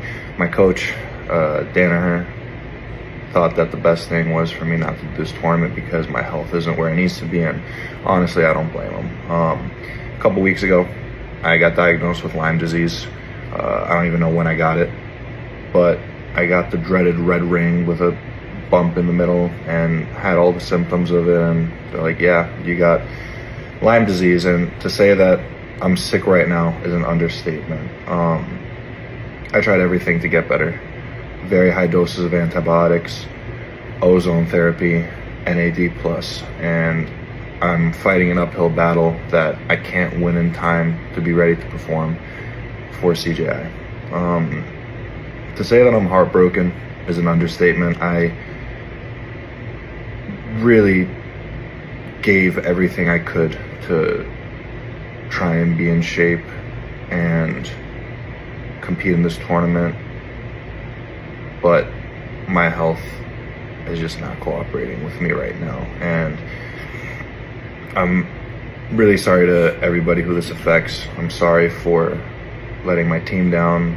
I'm sorry to CGI and Craig for all of this, but there's genuinely nothing that I could have done to prevent this or change this.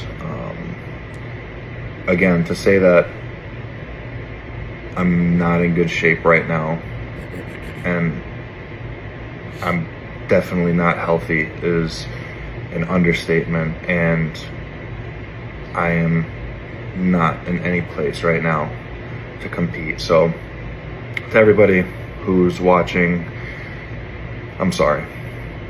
I really am. To say that I'm heartbroken, I mean, it's not even, I don't even think I could put into words. But sometimes life just throws some shit at you that you could have never predicted, like getting Lyme disease a month before one of the biggest events that's, if not the biggest event. To pull out of that over something that you can't control is devastating. So once again, I just want to say that I'm sorry, and I wish that none of this ever happened. What's up, guys? It's with a real heavy heart that I have to announce. Big Dan says, CJI statement, I apologize to everyone who was looking forward to this. I caught the sickness early, so I expected to make a full recovery, but right now I am extremely unhealthy and no shape to compete. I wish Craig Jones and CJI official the best in their event, and of course my team and everyone in it, I wish them victory. Mikey says fast recovery. So Big Dan has had, he like 20 years old, 22, 23. He done had a ton of health scares. I believe he had rhabdo before. This kid, what the heck is going on? I don't know how he got he must have been outside doing something to get that Lyme disease from a tick or whatever. He should have been training. Why was he? That's when he got it right there. Look. Oh, maybe not then. He got it from Moneyberg. I knew it. He got it from Moneyberg. Moneyberg gave him Lyme disease. Allegedly, from me. Moneyberg gave him Lyme disease. I knew it. I knew we couldn't trust Moneyberg. Moneyberg trying to take that spot on, was trying to take it.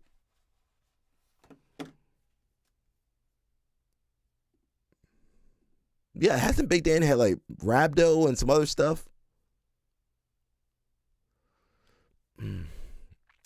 Yeah, I don't know. You know, life, that's life. That's the skit I thought he was doing.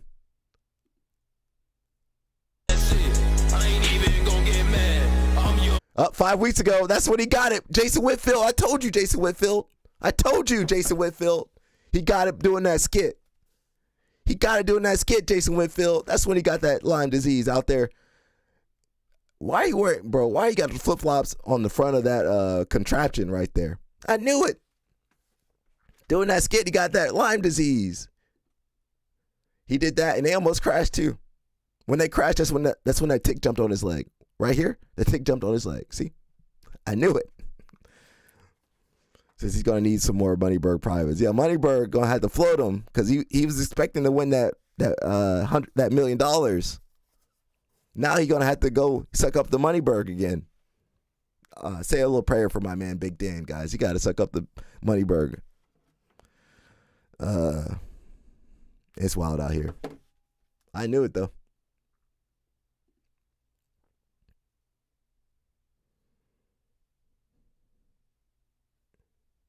What the heck is going on? There's no shortage of stories in this sport, bro. Got Mr. Danaher. Let's listen to Mr. Danaher.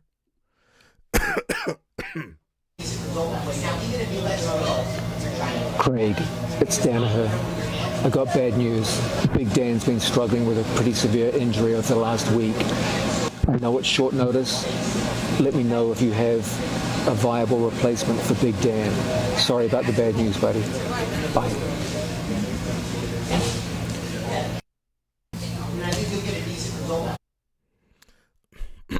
Craig says, sadly, Big Dan is unable to compete. New Wave needs a replacement. Who can fill these big shoes? Roberto trying to get... Yeah, why isn't Roberto on Team Americas? The heck, they don't have Roberto on there. Put him on Team Americas. Take out somebody. Take out Lucas Kennard. Is he on there? No, take out Elijah Dorsey. I'm sorry. Push Elijah. You know what? Here's what you do. We're going to shuffle Team Americas. We're going to take out the Corby bro that I don't remember his name. The other Corby bro. We're going to put DeAndre, 66. Big Breakfast. Elijah Dorsey should be 77. That's the weight class he should be in anyway. Move Jimenez, Roberto Jimenez to 88. You keep the rest of the guys. America's got the people in the wrong weight class. And Moneyberg. If they put Moneyberg in, he might win the whole thing because he's sponsoring everybody. And everybody gonna be taking a dive. That show gonna be terrible. Someone said, "I've seen enough sin in Moneyberg."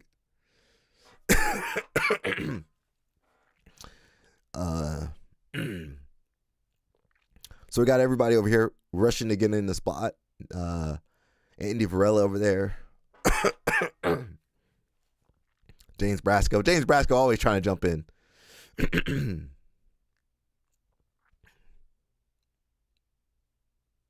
Yeah, a lot of people trying to jump in. Who knows, bro?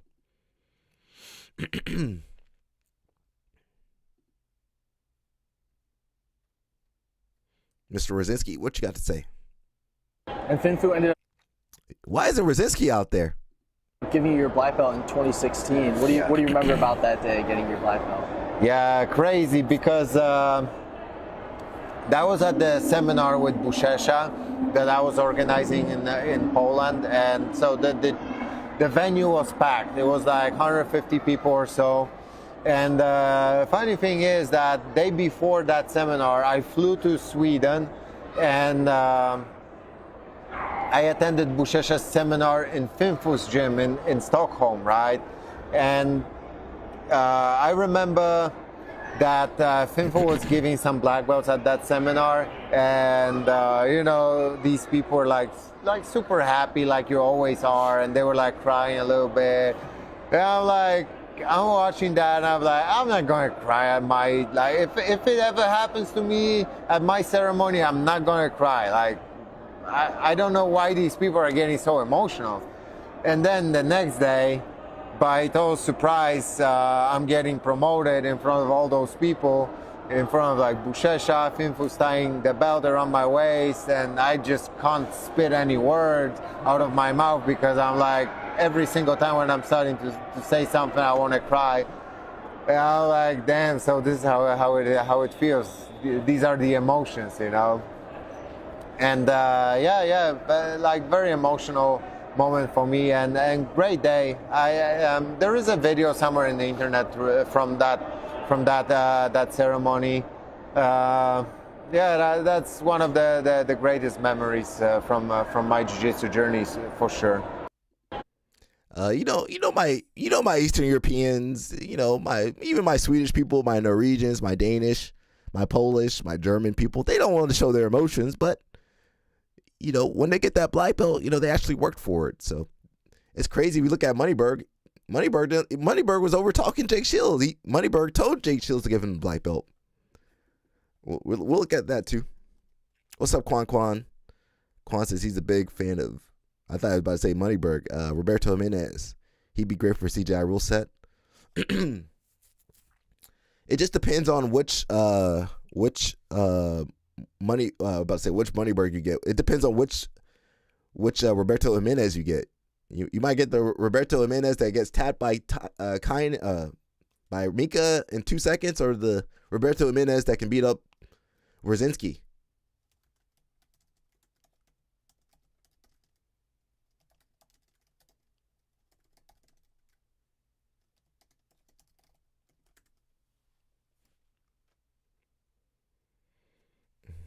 Oh, we can't find that thing. That thing hidden. I was gonna look for it. That's my thumbnail, guys. I did that. Sorry, Jake Shields. Sorry, Jake Shields. But listen, them thumbnails make you want to click on it, right? You see that thumbnail? What did Jake Shields do for Alec to put him on that, or Moneyberg to put him on that leash?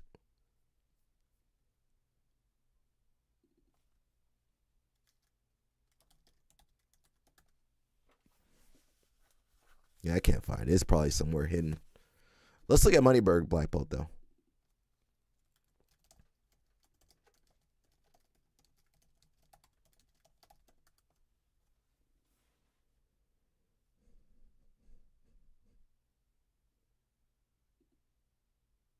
And then, Jake said to me, Jake Shields, after he gave me that black belt, we did a podcast like a day or 2 days later. And he said, I really thought you were going to quit. He's like, I tried to get you to train with, some blue belts and purple belts that were like lower ranked guys that you would do better against. And you're like, no, I want to work with the champions.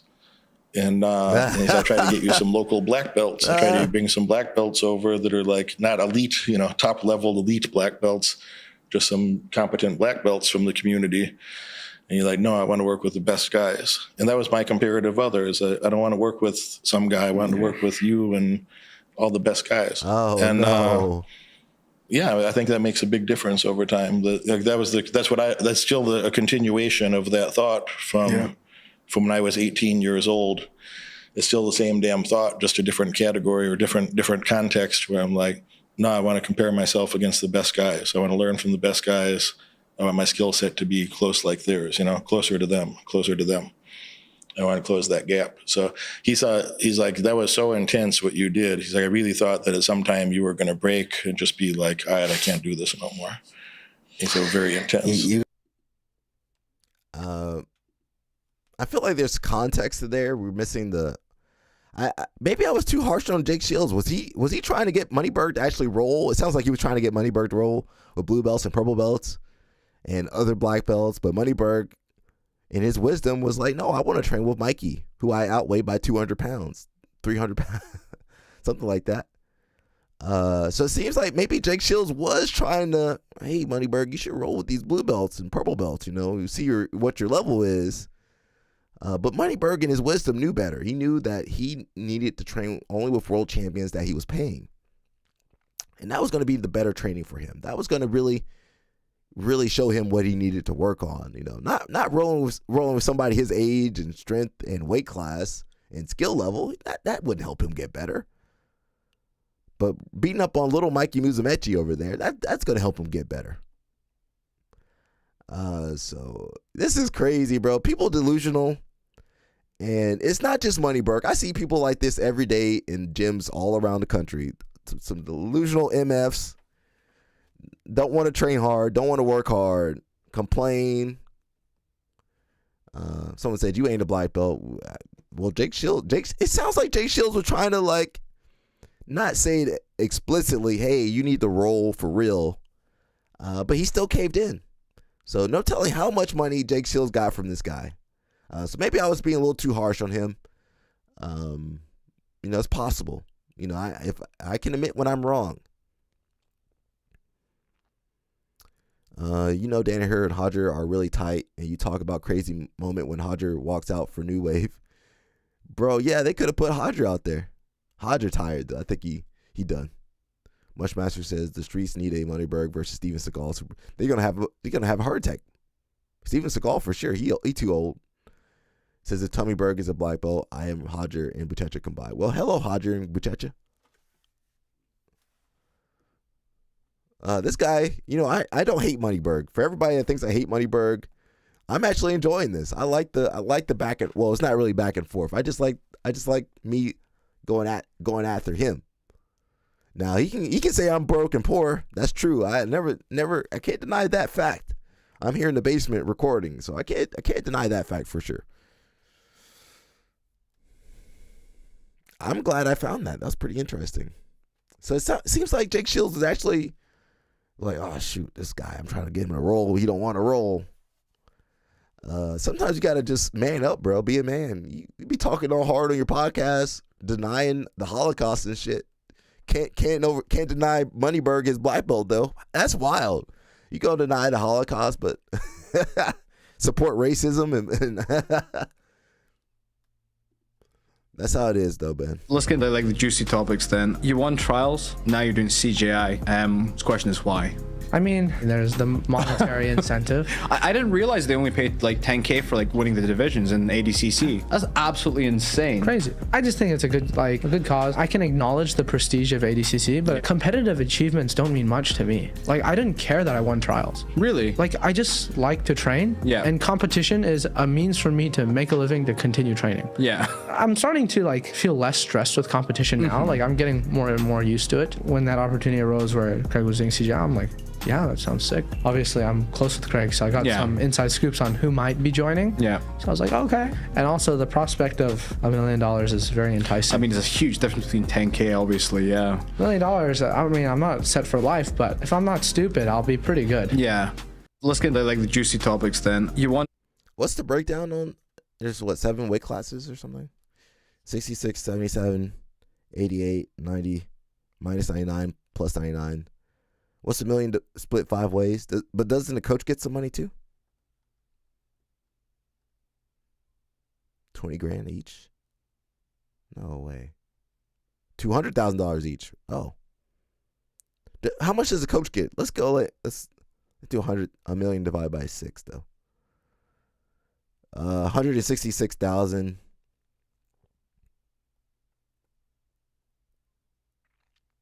If they get $100,000, that's gonna be it for them with taxes. I'm gonna assume 30% tax rate. So $100,000 for 2 days worth of work ain't bad. I would do it. Says I'm a new subscriber. Did you know that Moneyberg used to be a pickup artist? Yeah, I heard. That's how he. I don't know if that's how he made his money, but I mean, how was he picking up? He must have had money back then too. How was Moneyberg picking up girls? Can we find that? Someone says, I love how CJI matched the prize with payments for all the jiu-jitsu athletes participating in CJI. And on top of that, giving $1 million to all the winners in their weight classes, the last CGI. Meanwhile, making it interesting by having the first high-level internet gender matchup and delivering bonuses. Amazing. Thanks to CJI, or Craig Jones, for making this happen, and huge thanks to that anonymous donor for investing in jiu-jitsu. You mean Zuckerberg. Moneyberg, Zuckerberg. Which Berg was giving us money? Joseph has a GSP mindset. Yeah, Joseph is a real martial artist, you know. Some of these guys, they just out here fighting. They don't care. They ain't, you know. I mean, we can get into that debate later. What's the difference between a martial artist and a fighter? But I don't know. I guess it's the learning aspect. Like a martial artist is always learning, trying to better themselves, while a fighter just fights for money and, you know, they have an off season and they're getting fat and, you know, they're not staying disciplined year round. That's what I think the difference is. Let's look up. What was I going to look up? Moneyberg pickup. Can we find that?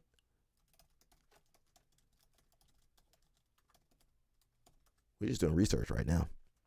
Who else got a live stream where they do research?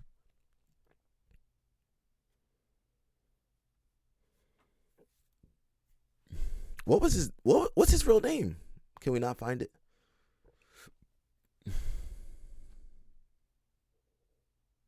I was trying to find it. I can't find it.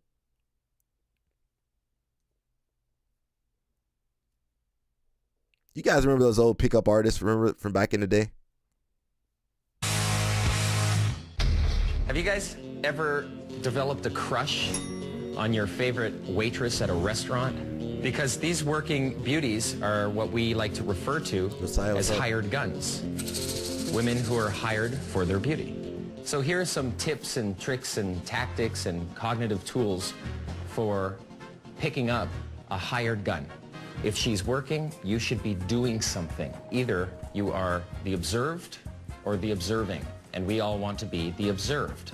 And that's where flash game comes into play. Now, the term flash game... So I remember those pickup artists back in the day that were all these crazy hats, the peacocking, the rings, the scarves.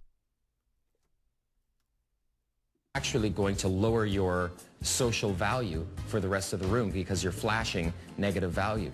But instead, imagine if you had women with you and you were smiling and laughing and you were taking pictures and you were saying, all right, hands off, women, please. That sort of behavior within that flash moment will show pre-approval and pre-selection from women to all the other women in the room. And that bartender needs to know that you are pre-selected, right? Make sure you have specific routines and, you know, jokes and have a good sense of humor. No wonder he changed his name. Dale? Adele doesn't have really a ring to it.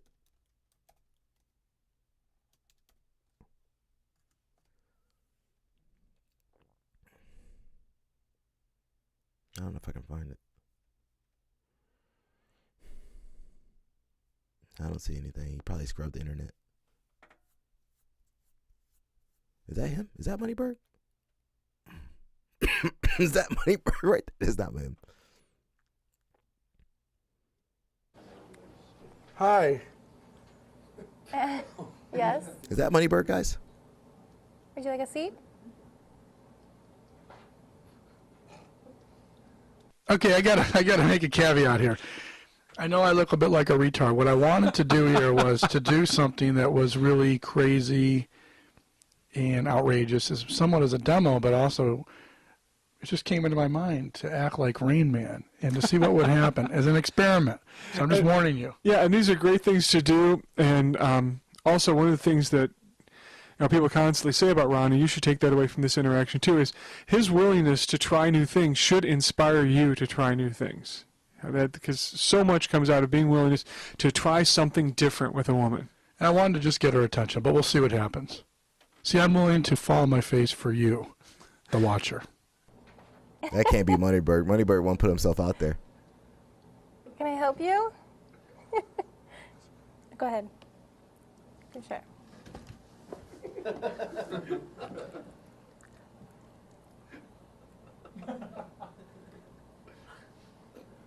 What kind of gum is that? Moneybird. Orange. No, I'll trade gum. No, thank you.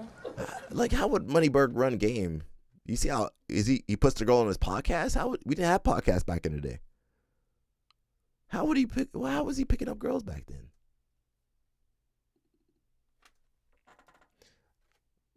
Can we find that out? I need that Wayback Machine to find it.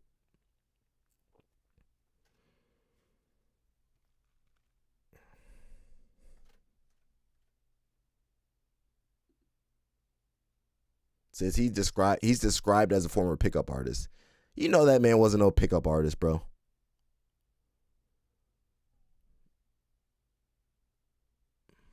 They ain't got no pictures back then.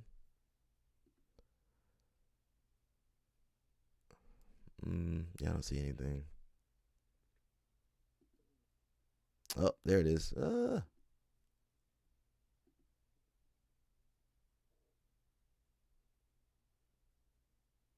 Was that Moneybird? That's not Moneybird. I thought that was Moneybird.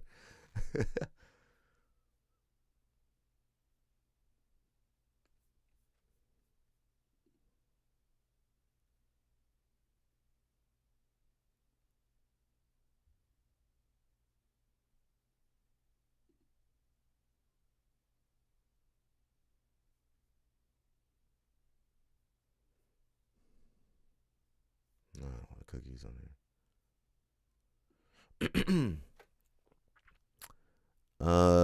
He's close to Claudia. How close you talking about? Did she smell his socks? Did she smell his socks? Was she smelling his socks? Moneybird. What the heck's going on right here? I got something popping up. Are we still live? Something said some warning or something. This stream always got something stupid on here. Claudia definitely earned her money. I respect Claudia. You know, she got to make a living too. Between Dana White and Moneybird, there's some terrible people to be around like she be around them. I don't want to say nothing else. I don't want to say nothing else about Claudia. I know you guys love Claudia. Love you some Claudia.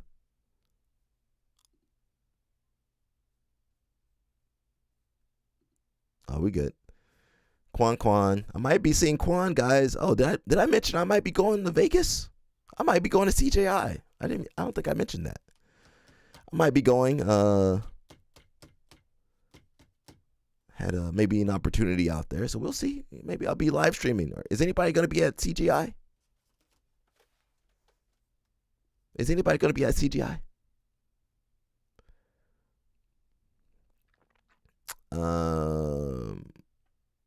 The dog, my doctor said I can't practice jiu-jitsu. Don't worry, bro. We got that virtual jiu-jitsu for you. Quan says from what Moneyberg says about how his approach to jiu-jitsu training is, it looks like he deserves a Gracie Combatives belt.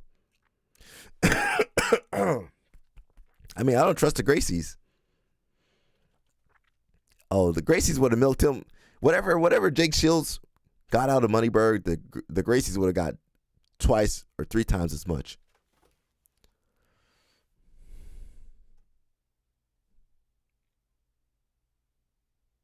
Did something happen to the live stream? No. I guess we're still good. I've been streaming this whole time. It says, don't want to know if she smelled his socks. That's what we want to know, though. Yeah. I'm not saying I'll be fighting in CJI, but I might be out there. So it seems like Derek Moneyberg does have a University of Chicago MA Business Administration's degree. This is from 5 years ago. He was scamming people 5 years ago. He has been accused of stealing material. Let's be honest, probably another fake guru. While working for Real Social Dynamics as RSD Derek. How did he get Derek from? His name is Dale. Where did Derek come from? I want to see some pictures from back in the day. He's been arrested. Oh, he's been arrested? He got arrested? He's been arrested. You can absolutely tell it's him, but man, he was a lot better looking back in the day than Orgy is today. Moneyberg got arrested back in the day? Yo, what the heck? Moneyberg got arrested, bro? No way. It didn't come up. I want to see that picture, bro. That's not right. Scamming me. Here's his RSD Derek Instagram. He probably took that down.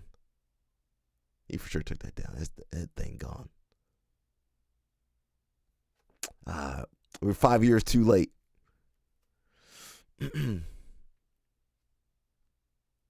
Says a bit of complete shadiness is he's actively hides his face and everything but his Derek Moneyberg persona. Even YouTube videos he appears in for Real Social Dynamics, he has his face blurred out. So in like 25 minutes of Google detectivity, this guy has been shady for a while. I wouldn't trust him with anyone else's money, let alone my own. I want to see the... We're 5 years too late, guys. The guy is a scammer. I attended his course, and it was utter waste. His material is all plagiarized from Investopedia and reads them to you slide by slide. Out of the 140 people who attended the course, 90 plus complained about how it was all plagiarized for 5K a pop. 5K? What's 5K times 140? I got my calculator ready. 5,000 times 140. $700,000. That's the money he be giving to all the jiu-jitsu people. You guys see? $700,000. Says on the weekly live calls, he would just talk about himself and his Maybach or his new office. He thinks he is God's gift to women. How? When in fact he is a can't say that.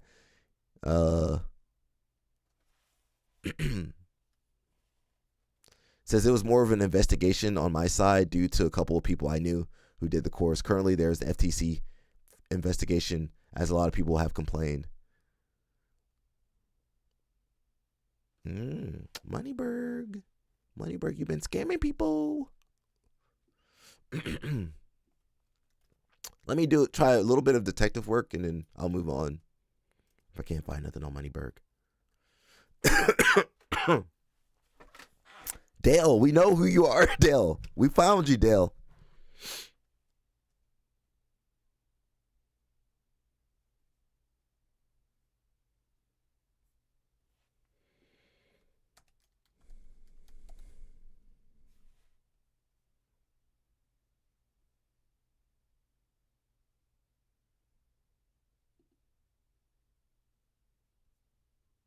That's not him.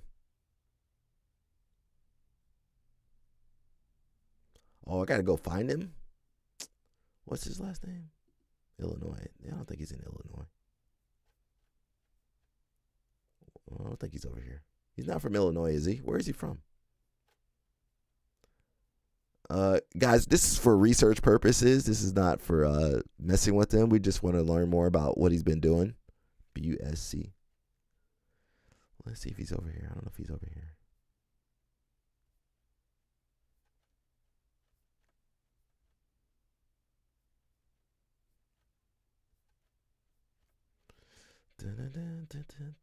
Alphabetical order.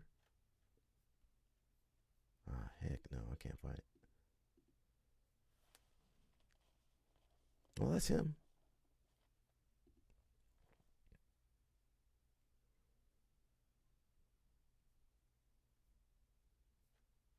I want to see his picture, though. I don't know if that's him.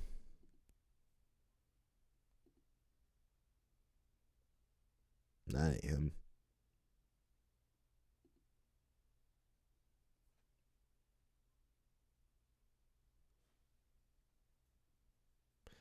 I'm trying to find it somewhere on here. Let me look one more time. If I can't find it, I'll just move on.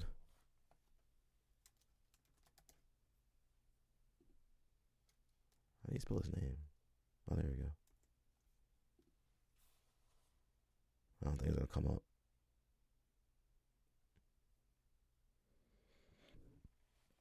No, I don't think it's going to pop up.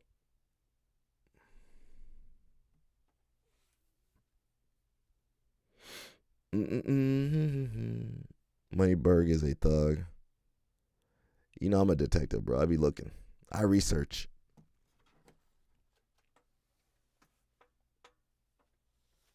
I don't think it's gonna pop up.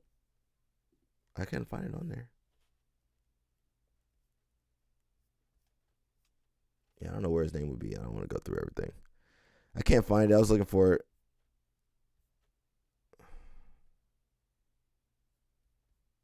They ain't even got a next page on here. Can't even find that thing.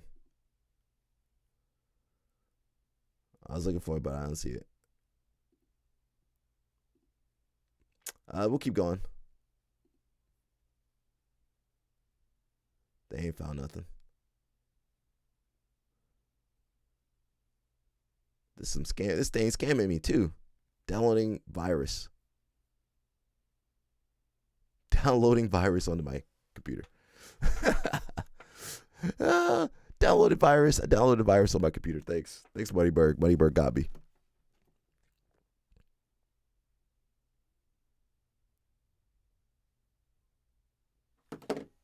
Yeah, I think it popped up. They scammed me. Moneyberg got the website hacked. If you guys just joining us, it's White Belt Wednesday, so make sure you help out a white belt. Gotta remind you guys be trying to beat up the white belts. We got a nasty knockout from one championship. Can't play too much of that. So he dodged the kick. We watch one more time. He dodged the kick, but then the elbow, boom, God, dog, CTE. Where's the one dude that said CTE? He said I said CTE, but that's definitely something. Hematoma, subdural hematoma.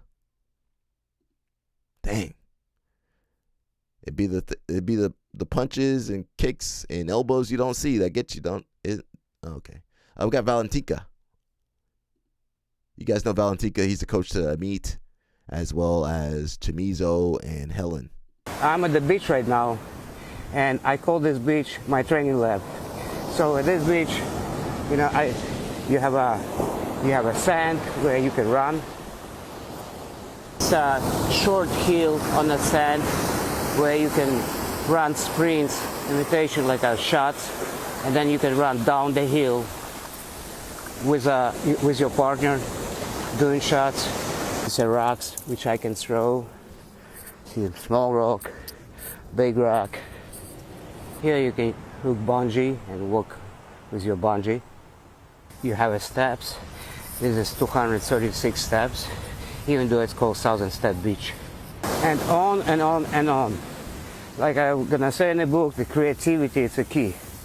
By the way, this beach, I trained Helen Maroulis, Yelena Pereshkova before a World Championship at Las Vegas 2015 and Olympic Games 2016. Here, I met Amita Lor. She had her first practice with the girls. I trained here with Hinchigashvili and Auto Kinshasa from Georgia. Frankie Chamizo was here. So a lot of good wrestlers been here at the beach. But again, creativity, and you can find your wrestling gym or lab, sport lab, anywhere you want. Just love what you do, be creative, and have your knowledge. By the way, man, you guys always think you need a fancy, Josiah, you don't need no fancy equipment, bro. Look at him. He on the beach, pull-ups on the stairs, grappling on the beach. You don't need no mat. I mean, it helps to have a mat, but listen, you guys can work out anywhere you can. You can work out right here. I could be doing squats, some calf raises, something. Don't get me started, man. I'll say that for Fitness Friday. 1 million followers. Shout out to Mikey. You know, we jump on Mikey on this show, but it's because of his own actions, though. Mikey says 1 million followers. We did it. You know, that my man had to. How many teams did my man have to jump? How many bridges did he have to burn to get that million? How many private lessons from Moneyberg? How many private lessons from Moneyberg? Just for reference, guys, Moneyberg has like 4 million followers, so I don't know what that really means anymore. He says 1 million followers. We did it. I just want to thank you guys so much for the love, hate, and support. Yeah, thank you, Mike. You're welcome. I want to thank in particular UFC for helping me grow my page and brand. Went from I believe 600K in December to 1 million. Now pretty good, huh? The two biggest platforms in Jiu-Jitsu are IBJJF and Flow, which both have the same amount of followers as my individual page now. UFC has 50 million followers on IG. So it just gives me so much more room to grow my page and connect to so many more people. You can support what UFC is doing for grappling, or you can be against it. All I know is the work I have been putting into growing my brand and page seems to be on the right track. How many of those are bots, though? I mean, Moneyberg got 4.3 million followers. You know, I looked up Moneyberg not too long ago, or maybe not. So guys, I don't really care about the follower count that much. Some of these be bots, duplicate accounts. Moneyberg got 4.1 million. What does that tell you? This guy, he been scamming people allegedly for years. Yeah, I mean, come on, man. What does that mean? That don't make them better people. Don't make them smarter. They better at networking and scamming. Yeah, allegedly. That doesn't mean they're better than you or me. So keep that in mind. When you get outside, that don't mean nothing.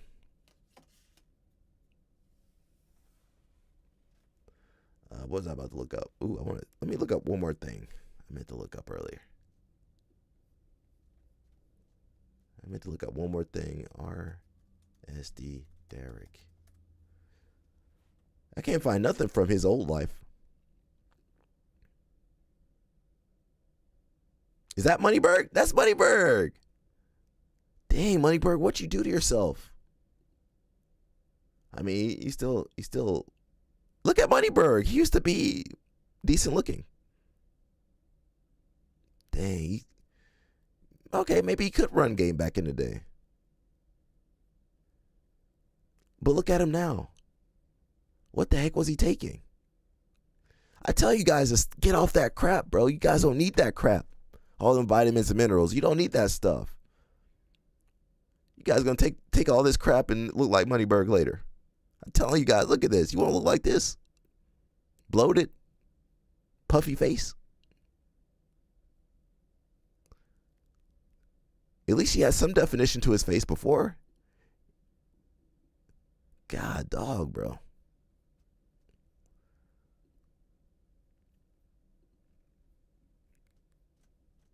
You know we do research on this show. Who else does research on their show? I mean, nobody else has research. Oh, what the heck's going on over here? Oh, mature content. That's fine. We over 18. Most of us. If you under 18, click off. What is this? Let's see if there's anything bad. It says, I don't get it. How can a jerk off? Oh, is that? Did I actually? I didn't mean to say that either. How can a jerk like this value educated women, yet toss around jokes about women not being able to do math? Oh, you did that? It says Moneyberg looked like Michael Bolton when he was younger. Now he looks old. He's only, I don't think he's 50 years old yet.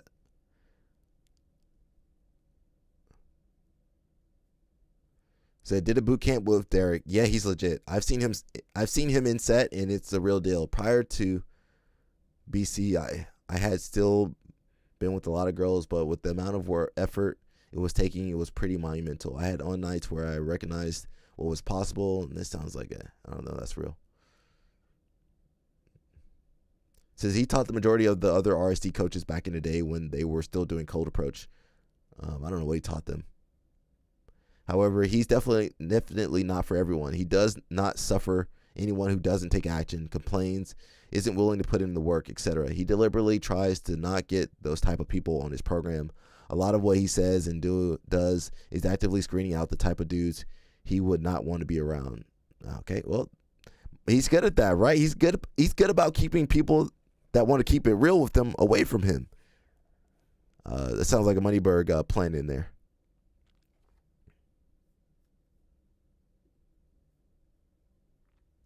So Moneyberg used to look regular. We got Joseph Chin over here. What you got to say, Joseph Chin? I'm not going to play that music. My man Joseph, I guess he's getting ready for the absolute division, the quintet. Not looking too good right there. Can he manage a way out? Hey, nice, Joseph. Joseph good, man. And remember, guys, he's bigger than you guys think. He's a lot bigger than he got to cut the 77. Nice off balance Kazushi. Yeah, I want to see him versus Mika and some other people, Dante Leon and some other people. Because you can't game plan. It's impossible to game plan. Well, you can't. How are you going to game plan when you don't know the order of the fighters? The coach is the one that's got to really going to be on the fence over there. You got to oh, shoot, they brought out Mika Gaval. Ooh. All right, throw the whole team after him. And the majors, we'll win the Pans as a team. We'll win the Worlds as a team. We don't need a connection to anybody. We have ourselves. We build it all here. We'll make it happen. Plain and simple. So if they're not ready, they'll get left behind.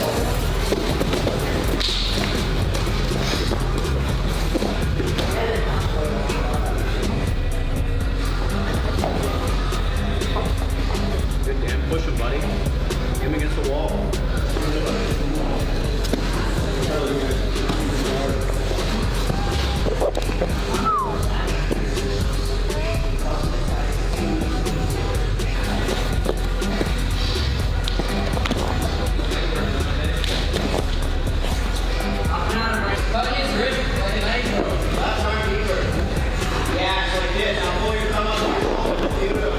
You have a big cunt here like Big Dan, like Luke Griffith, like Nicky Rod. They will not fucking let you keep them down. Hold the cunt down.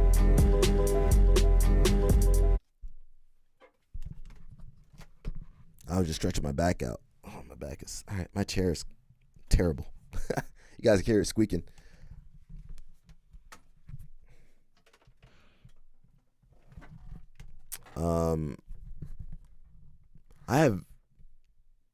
I don't think Brandon Reed should be out there. That's my view. Maybe I'm wrong. Did he do ADCC last year? How can he win? He's tough on the feet, but it's not a wrestling tournament. He ain't got no guard. As soon as he lands on bottom or gets his back taken, what are he going to do? And a lot of those big guys, is he doing plus 99? I think he's too small. Let's see what you have here. He's doing.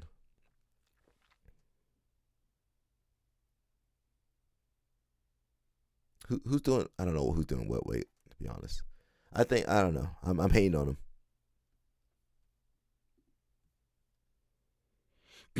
Got Ferris, the coach of the European team. He's over there at Atos, getting ready.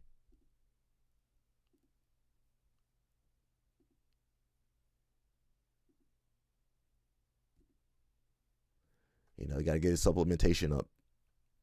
Got Mark Coleman. What you got to say, Mark Coleman?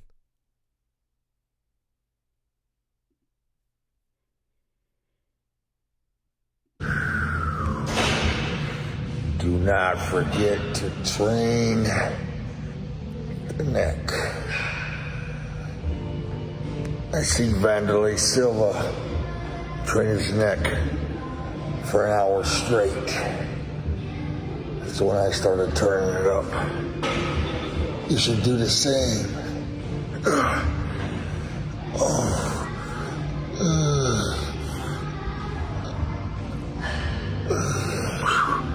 Let's go. Turn it up. Down fry. I'm getting ready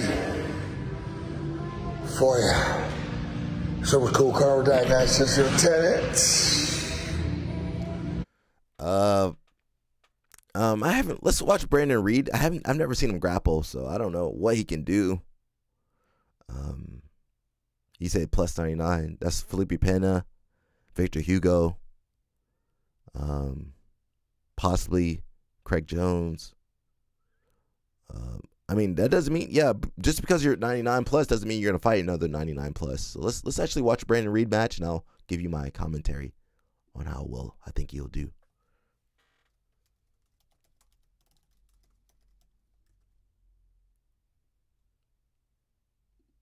BJJ.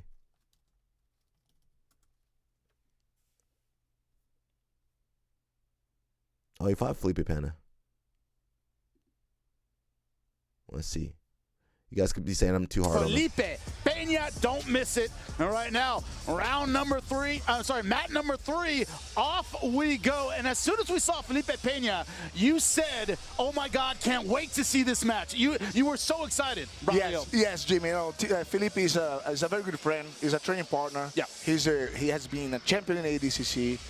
He's a super fight contender. He might be some small people. Here we go. Maybe. We blink the eyes. Felipe Pena fighting here against Brandon Reed.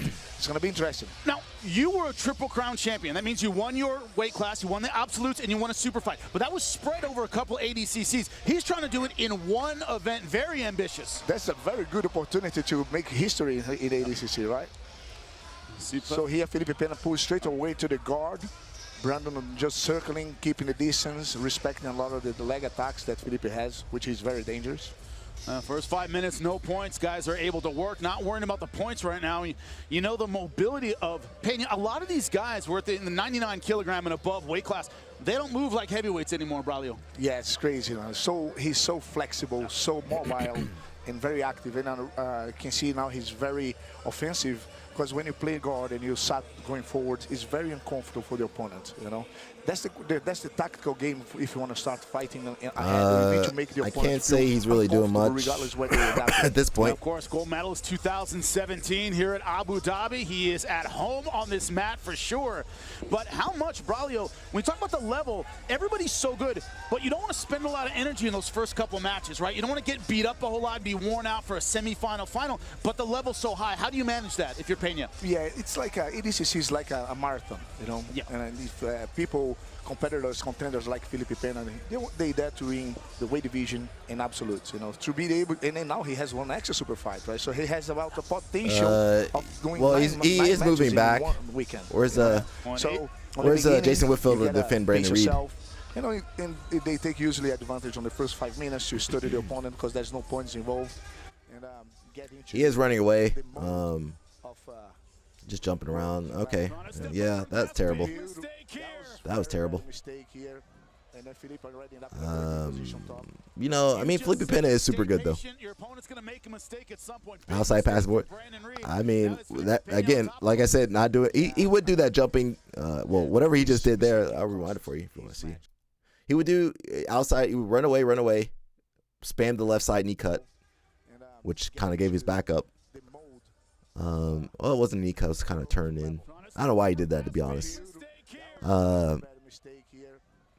And that's the strategy for, when I did ADCC Open Atlanta. That's the dude that beat me was running away the whole match until he jumped on me. So I would put Roberto Mendes over him or somebody. They're trying to feed. Is he under Daisy Fresh? I thought he was under Jiu-Jitsu. Is that Daisy Fresh too? Yeah, that's not good. The thing is, most of the small guys could do the same thing to him. If he just jumps around like that, if he jumps around, turns his back, anybody would beat him.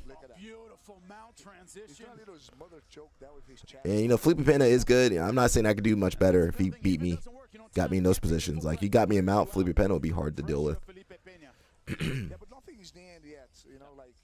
His first 5 minutes, there's no points. You cannot just get into panic, and this is when it came. It's actually there's more pressure on the big guys, because if they lose to a small dude, like say Giancarlo loses to a Pato or Joseph Chin, that's kind of embarrassing. you the big strong dude, all maxed out, and you lose to the small dude, you're gonna feel like, dang, what the heck was that? Top pressure, Felipe Pena, very, very heavy hips. Yeah, it's connecting the elbows there together, which is making the restriction of the starting of the movement, because there's the catch. And you see, here's watching next to the mat is Gordon Ryan. Yeah, Gordon Ryan just watching and studying his game and realize that Felipe's pressure is pretty good, by the way. And what he's learning right now is don't give up good position to Pena. Yeah, that's what it is. Let me skim through this, man. God, dog. What? No kind of escape, no hip movement, no framing the hips, no pendulum, no kipping. God, dog. So this is what happened when you get them wrestlers on the ground. They ain't got nothing. And they sit there and talk about us. Reed is under Jiu-Jitsu. Reed is Daisy Fresh wild. Oh, he's a wild card. They still got time to replace him, though. I'd rather put Roberto in there. I'm sorry, bro. But look, he chilling. He don't have the knowledge to get out of these positions, and he flip it around too much. The same thing with Jason Off. They be flipping around, doing all this crazy stuff. If they had chilled out and put the pressure down, they would have done better. If he wasn't jumping around like a cricket. I'm gonna skim through this. He gassed himself out. Who told him to jump around during the submission only portion of the match? Everybody else be chilling, keeping their energy together. Using this match to warm up a little bit. You can see he got a very good position. I mean, yeah, he's good. He good. I'm not gonna lie, he's good. But there we go, kipping. There you go. But the points he already got scored 6 points on. ADCC, you guys scored 6 points on. I guess guard pass. Wait, when did he get points for? He got the point for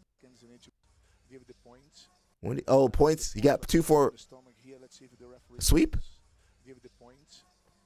That's the mount. He came out on the mount for 3 seconds and then to come back, and then let's see how is this score going to come up now. Yep, he got the point for the mount. 2 points. 2 points for mount. Neon belly aside, I think he got more points. Neon belly. Stay for 3 seconds and then come back and just try to stack up the points and then get. Is that 4 points there? Another mount's 2. He's pretty much using this match 6. to Okay. warm up a little bit.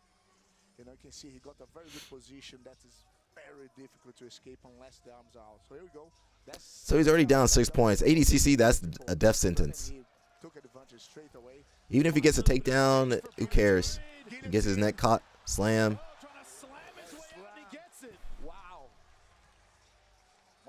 He woke up. See, that was all about That messed your back up. went from a grappling match to a little bit of a fight here, Braulio. Wow, he's now He got 2, but he's got the 2 points. that's 6 points impossible to get. It's impossible to get 6 points or 4 points again. With Pena on bottom, because Pena's good, he can stay on bottom. He doesn't have to stand back up. There's only 3.5 minutes left to score any points on Felipe. It's impossible to score that 4 points. You're going to have to submit somebody in that time period. And Pena can stay on bottom because he got swept down. Fighter from Brazil, once again, gold medalist 2017. Got to be considered the favorite by a lot of people in this bracket right now. Correct. Again, circling, looking for an opening, but at this three minutes in, you got to create the opening. You're not going to jump and create and find an opening. You got to pressure in, pass. You're probably going to jump around again. All right, I can already tell you're going to jump. Jump, knee cut. Okay, not going to work. Unsuccessful. Man, unbelievable flexibility by Pena. He can invert in 2 seconds. Yes, and then he's so tall and so heavy, and he just plays like a lightweight. Nice. He did better than me when I did ADCC. He did better than me. 2. Yeah, Felipe on top now. He's. All right, so that backflip cost him 2 points. Backflip. Get swept. He should have got back up. Yeah, Felipe on top now. He's very, very dangerous. 8-2. Just over 2 minutes left. Braulio, what we say now in submission grappling is everything's aimed. They're tall and flexible and heavy and big. Row drag. And technical. That's what we're seeing from Pena right now. That was really nice. Let's rewind that. That was so fast. So Brandon goes to post all in the neck. He just knocks it off right here. Boom. Technical. That's what we're seeing from Pena right now. Beautiful job. A beautiful pass here. Another points. Just over 2 minutes to go. Felipe in a very big advantage position here, connecting the hands here, connecting the elbow to the shoulder, repeating this. He's not skilled enough to pass. Yeah. So he definitely lost some points here. But again, ADCC is going to be not ADCC. CJI is going to be a submission tournament. So. Yes, I think that's what's going to try to go to the back here now. He's not going to submit anybody, right? Who's he going to submit? I'm not saying he's not good. Like maybe he could beat me, possibly. Who knows? Maybe not. We don't know. I'll fight. I'll fight any of these dudes. That's the thing. I'll go out there. Win or lose, I'll go out there. I just think maybe somebody like Roberto Mendes might be a better. Or maybe there's some some other big dude they can find somewhere. I don't know. We got the Rotulos. ADCC World Champion. How does it feel? Unbelievable. Unreal. Still at a loss for words. It was honestly, looking back at it now, it's just all cluster. You know what I mean?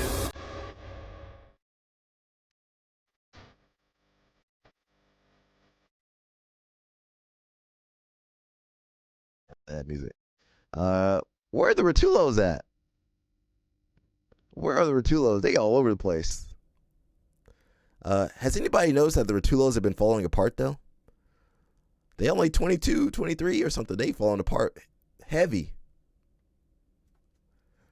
So I'm hoping they stick around and are healthy. I know Ty had a lot of knee issues. I think Cade has something, too.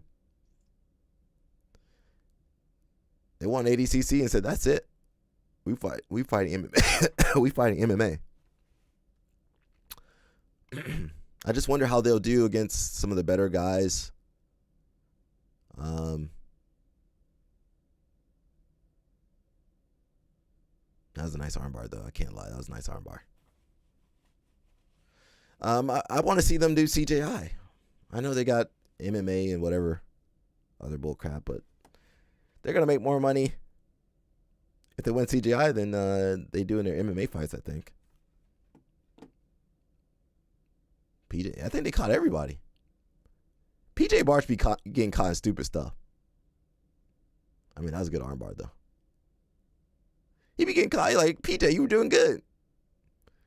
And then even my man, even Mika got caught in something stupid. He put his leg through.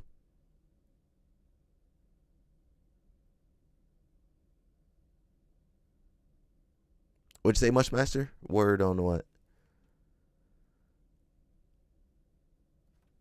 I know they got the music.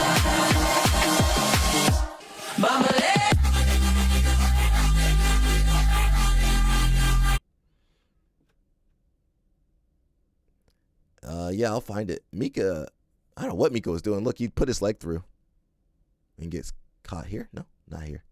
That was a good match, actually. Mika's not good when he's fighting someone like himself. Flexible and strong and will break something. He's not good. Let me see. Can we pull this? Is that Cade too? Yeah, it's Cade. They were pretty injured. Let's see if I can find it.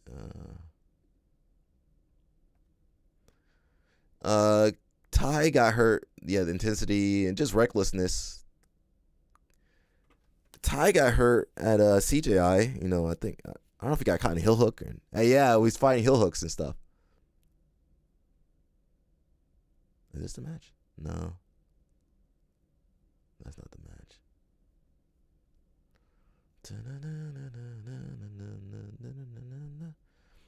They are reckless. You know, they are very reckless with their bodies. All young people are reckless, right?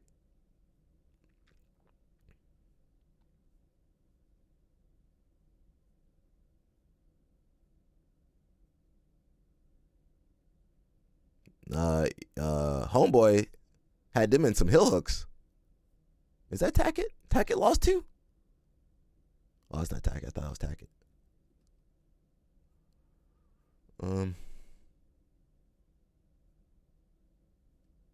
Let's see.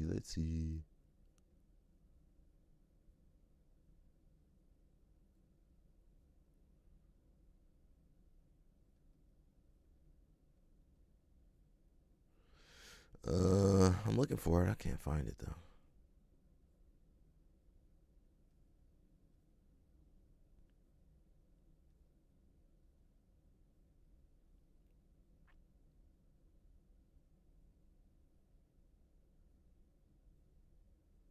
Yeah, I'm having a hard time finding it.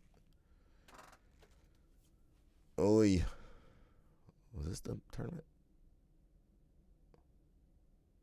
No, that's an old match. Yeah, I can't find it. Did I go past CGI?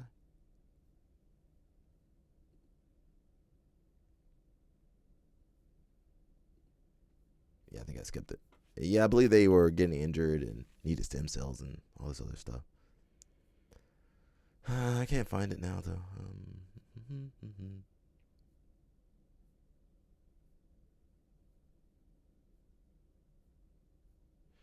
Yeah, he like talked about it too.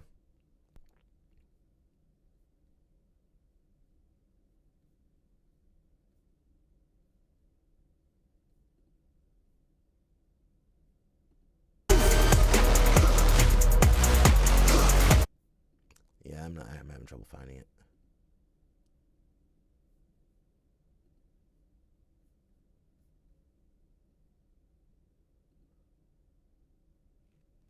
Was it Ty or Cade that was getting heel hooked really badly? They had some good matches though.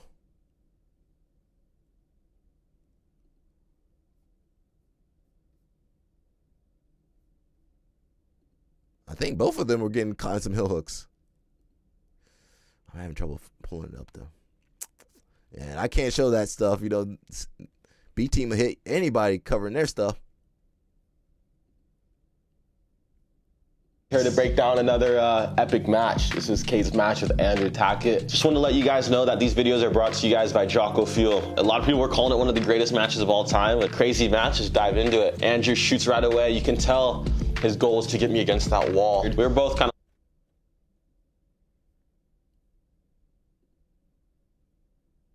We're gonna be going over a switch. That's not it. Yeah, I can't find it.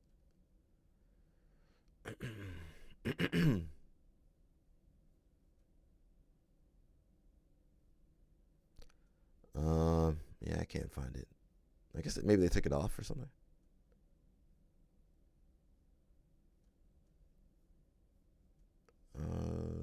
Yeah, I don't see it.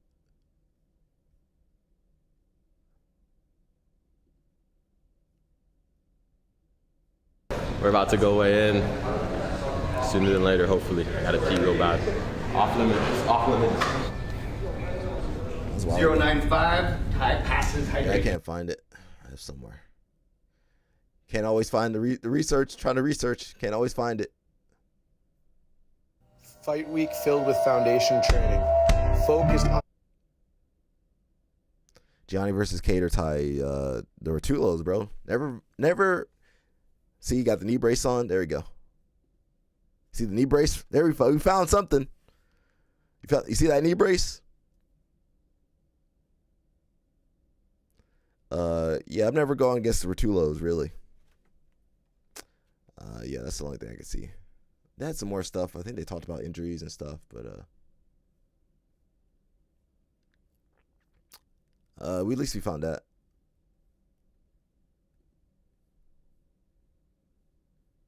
I remember my brother, I just remember being in a hotel room. I think I had a fight coming up and I just see him out next to the window doing some weird stuff. I'm like, oh, what are you doing? Like, I remember just completely writing it off at first. You know, my brother and I, he's my identical twin, right? So our whole life we've kind of just been at the same. All right, let me move on.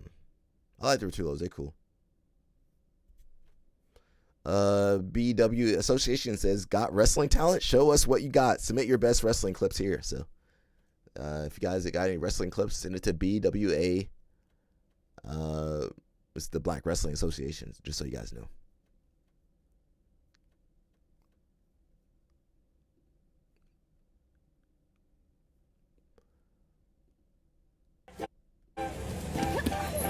ඇත්තටම ශ්‍රී ලංකාව කියන්නේ පොඩි රටක්.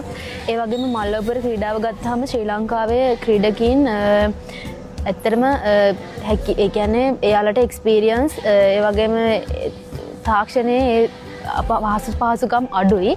ඒ වගේම අපිට ජාත්‍යන්තර පුහුණුවීම සඳහා අපිට අවස්ථාව ලබා දුන්නා UWW ආයතනයෙන්. ඉතින් ඒ හරහා අත්දැකීම් අරගෙන මට ලෝක ශූරතාවලියකදී පදක්කමක් ලබා ගන්න පුළුවන් වුණා 20න් 15. ඉතින් ඒක ශ්‍රී ලංකාවේ පළමු පදක්කම මල්ලවපුර ක්‍රීඩාවෙන් ලබා ගත්තා. ඉතින් මං ඉදිරියටත් ජාත්‍යන්තර පදක්කම් දිනන්න. Shout out to my female wrestlers. You know, wrestling's one of the fastest growing sports for the ladies. So I wish we could say the same thing about judo, but we can't. Is judo growing? We don't hear no numbers about judo. Jiu-jitsu's growing. We got more world champion ladies. We got more competitors. We got more coaches, even in jiu-jitsu. So what are you guys doing in judo, huh? I give judo people a hard time. King's Kimono said, we sat down with Mika Gaval to talk about what it's like growing up in Manaus. Tenho 21 anos de idade, sou de Manaus, Amazonas, nascido e criado lá até os meus 18 anos, onde a gente decidiu pegar e se mudar para Jundiaí. Então, a diferença de uma criança iniciando o jiu-jitsu em Manaus ou em outros lugares é realmente a questão de recursos. Quando você vai pegar e ver, em Manaus, o jiu-jitsu é visto como um hobby, um esporte modelador de caráter. Para pegar e dar disciplina, de manter a saúde, de competir, mas não de profissão. E então, quando você vai ver em Manaus, a diferença nossa para as pessoas de fora é raça. Manaus ele tem, acho que, essa gana de querer pegar e se provar, de querer pegar e ganhar daquele cara independente do nível dele. E é uma coisa assim que eu sempre vim carregando comigo, essa competitividade, essa vontade de pegar e vencer na vida. A pegada que a coleção toda tem, no geral, ela vem mostrando quem sou eu, né? Começando, por exemplo, pelos kimonos. Os kimonos eles vieram com um tecido mais leve, um pouco mais aberto. Zender says, Claudia's a 3-time champ. Are you sure? Let's check. Just because someone says they're a 3-time world champion, we can actually... I said that, and I said that after watching her grapple. That's when I said that. We can check. We'll check. Let's see with Claudia. I can't even spell her last name. Judo is definitely inaccessible in most areas. Whose fault is that? Why is jiu-jitsu all over the place? Why is wrestling all over the place? I know Claudia. Oh, you definitely didn't mention her name, but I know who you're talking about. Why is judo not accessible? Why, you know, in wrestling they have Beat the Streets, which has like wrestling in underprivileged areas. And of course, wrestling is a high school sport. It's a collegiate sport. Why is judo not in college, in high schools, It's in the Hawaiian high school system. Why isn't it a sport in the other places in this country? Who's in charge of that?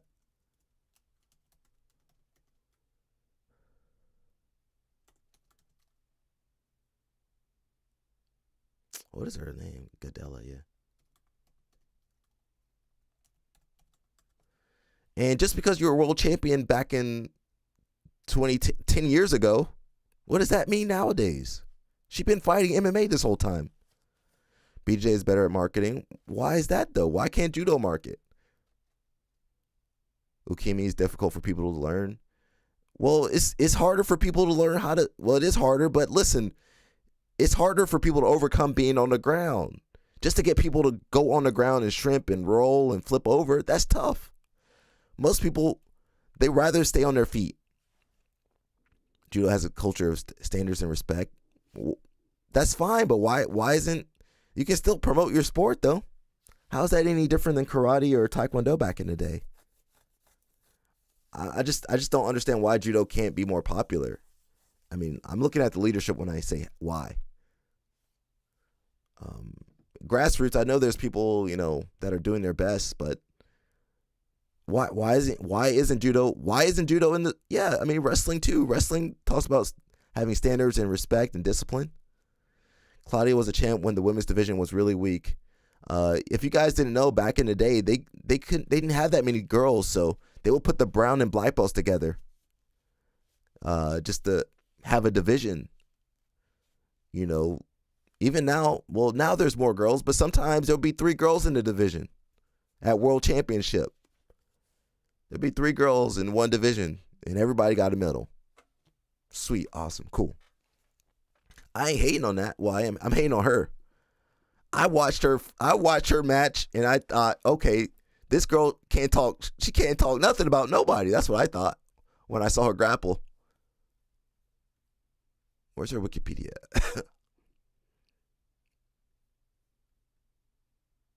It's right here. When did she win her world championship?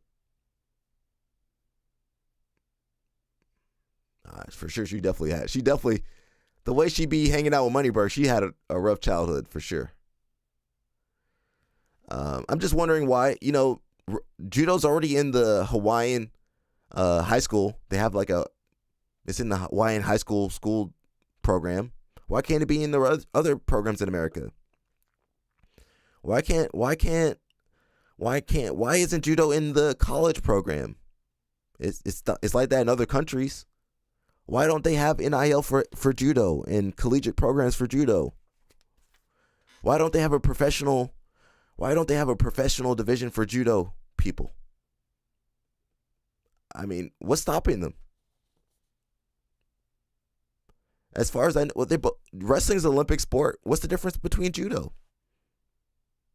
I mean, Judo's in school. I'm not sure if it's in the French schools. It's in the Japanese schools. Leadership is corrupt. Yeah, that's the answer. So whenever I speak about Judo, I'm mostly speaking about the leadership.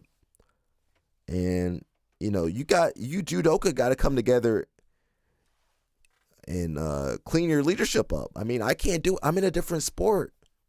When I see IBJJF does something wrong or somebody does something wrong, ADCC, I make these are for-profit companies, but I make my video, I put my face out there, put my voice out there, and if people disagree with it, they can disagree in the comments.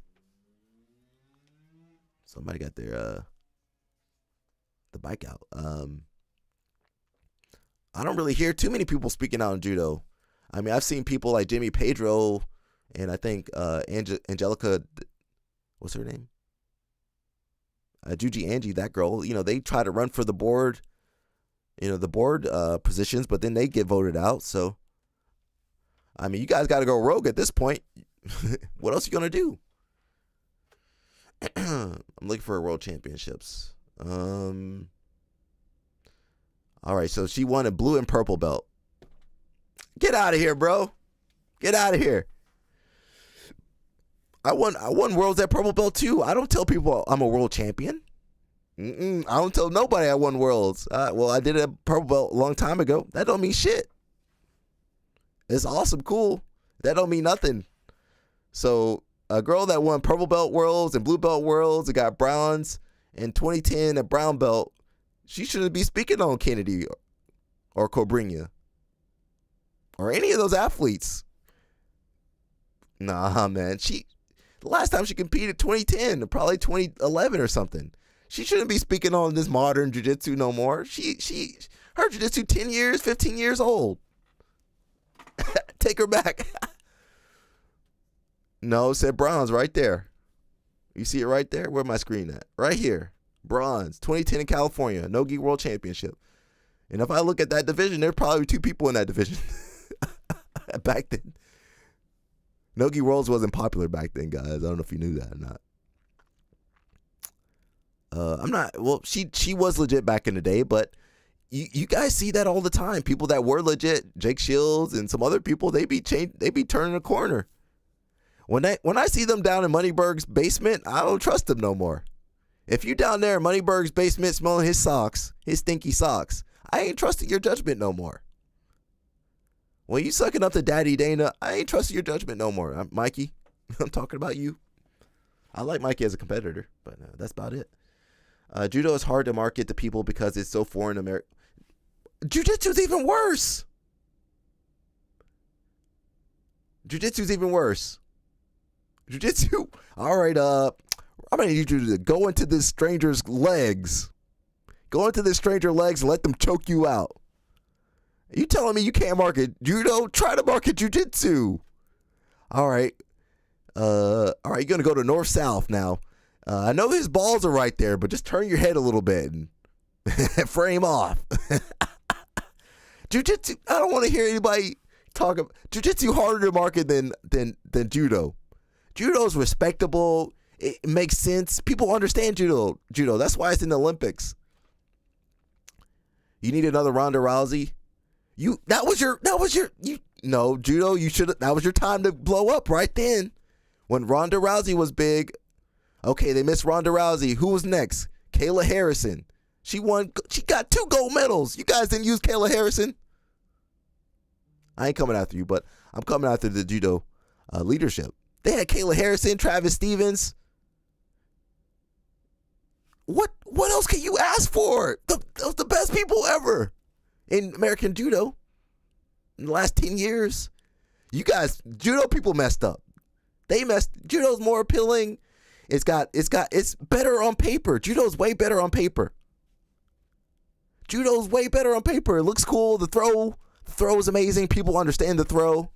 I'm over here telling people about 50-50. All right, well, he got an advantage because he almost got something. Judo's so easy. It looks cool. You got girls, you got guys, you got all the participation in all the world. At jiu-jitsu, we over here, well, you're going to let him mount you. Now, this is not sexual, but he gonna sit on you. And he gonna do mother's milk to you.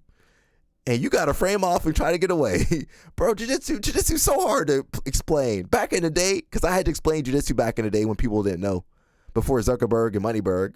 We had to explain jiu-jitsu. Well, it started off with MMA, started with the Gracies. I gotta get the history lesson before we get into the technique. Judo easy. They got all the techniques listed. They got all the techniques you need to know. Everything's easy. You know what you need to do. Jiu-jitsu. All right, you're going to let him. Now he's going to wrap his legs around you. We call this a triangle. And he's going to try to strangle you. Jiu-jitsu over here. You got kids over here getting strangled. We ain't talking about morals. We ain't got no character. Judo's easy, bro. I can sell judo. There is no reason judo shouldn't be in more places than jiu-jitsu.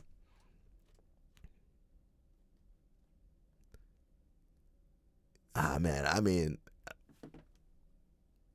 whose fault is it's not my fault.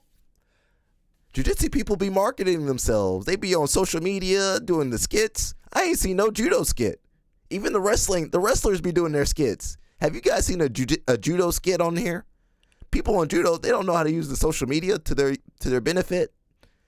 You look at them wrestlers. Them wrestlers be doing skits. Them girls be dancing. Jiu-jitsu people be dancing. Using this technology.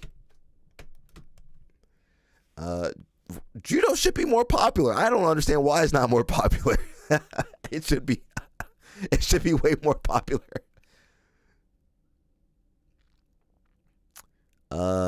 If I miss what you said, it's because I was ranting. Women's division in the 90s were purple, brown, black. Yeah. And there was 3 girls. There was 1 purple belt, 1 brown belt, 1 black belt. And that's how they placed too. Rahadi Ferguson considers BJJ black belts low-level judo black belts. I don't even, when I go to judo class, I put on a white belt. Easy. Put it on a white belt. Because in jiu-jitsu, we always got to learn. I'm always learning something new. Stuff I don't know. Stuff I need to revisit. And we say you set your ego aside. Some people don't. But a lot of jiu-jitsu people were always learning, oh, Danaher said this. Craig did this. Gordon does it this way. We're so much more in tune with the sport than I think the judo people. Well, they do get to travel. They got to travel to Japan, though, and France if they want to learn some stuff, though. But we use our social media, the technology. Oh, the B team guys are doing this. I need to start doing this technique. I don't know what the judo people are doing. I don't know what they're doing, bro. I would not consider BJJ black belt a low-level judo black belt. I consider it's a different art form to me. I put on the white belt when I go to judo class. Says she wanted brown belt, if I remember correctly. Yeah, placed that brown belt, bronze. Says I got into BJJ because I wanted to do judo and couldn't find a school around. Luckily, my gym has a judo class 2 nights a week, but not the same. Well, that was my suggestion to judo people. Reach out to all these jiu-jitsu programs. Hey, would you guys be interested in having a judo program? Cool. Can we start off 1-2 times a week? Okay. Grow that program. Oh, you think we can go to 5 days a week? Cool. Awesome. Because a lot of jiu-jitsu people would cross-train. Jiu-jitsu people cross-train in wrestling, judo, all this stuff. Jiu-jitsu people are going to be more open. Usually the judo people have a chip on their shoulder because jiu-jitsu is more popular.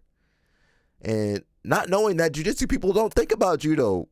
We don't think about judo. I can't tell you who's doing what in judo right now. The only reason I know about judo because I got my friend Lech.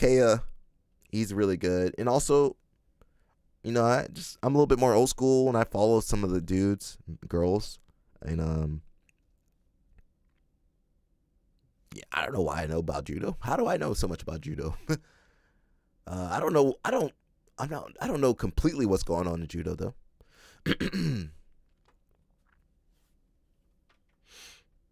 But man, on paper it should be easier to sell, should be easier to market, especially the kids. Now maybe not to the older people. Maybe not the older people. Judo don't really get the older people, and wrestling too. But wrestling can make wrestling can learn a lot from jiu-jitsu. Wrestling and judo can learn a lot from jiu-jitsu because jiu-jitsu is more approachable as an art form. Even though it's harder to sell, it's more approachable. We have masters athletes. We got more masters athletes than adults almost. And then kids, we got more kids and masters than adults. Whereas most sports, wrestling more adults or more kids, and judo probably more adults. Or maybe masters too. I don't know. We might be similar in that regard. I don't know. Too many kids doing judo though. I could be wrong though. And practical self-defense baked into it. Self-defense, respect the culture. Travis Stevens is way more marketable. Travis Stevens, Kayla Harrison, Ronda Rousey, and even though they've been out of the spotlight, they still marketable. Why did USA Judo drop that ball like that? The athletes are much better. Yeah, they got some good athletes that do strength training, strength and conditioning. I mean, they can go to the Olympics. I mean, judo. How is it that American judokas can go to the Olympics, but none of them really do well there? We wish we could go to the Olympics. We can't. We got CJI. That's our Olympics. Our Super Bowl or whatever you want to call it. I struggled a lot when I was in judo. It's tough. Khabib's formula was literally judo. He would trip you and go to work. Yeah.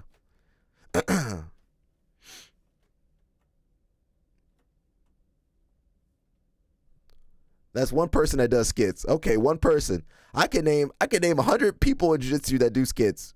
White belts, blue belts, purple belts, black belts, world champions, hobbyists.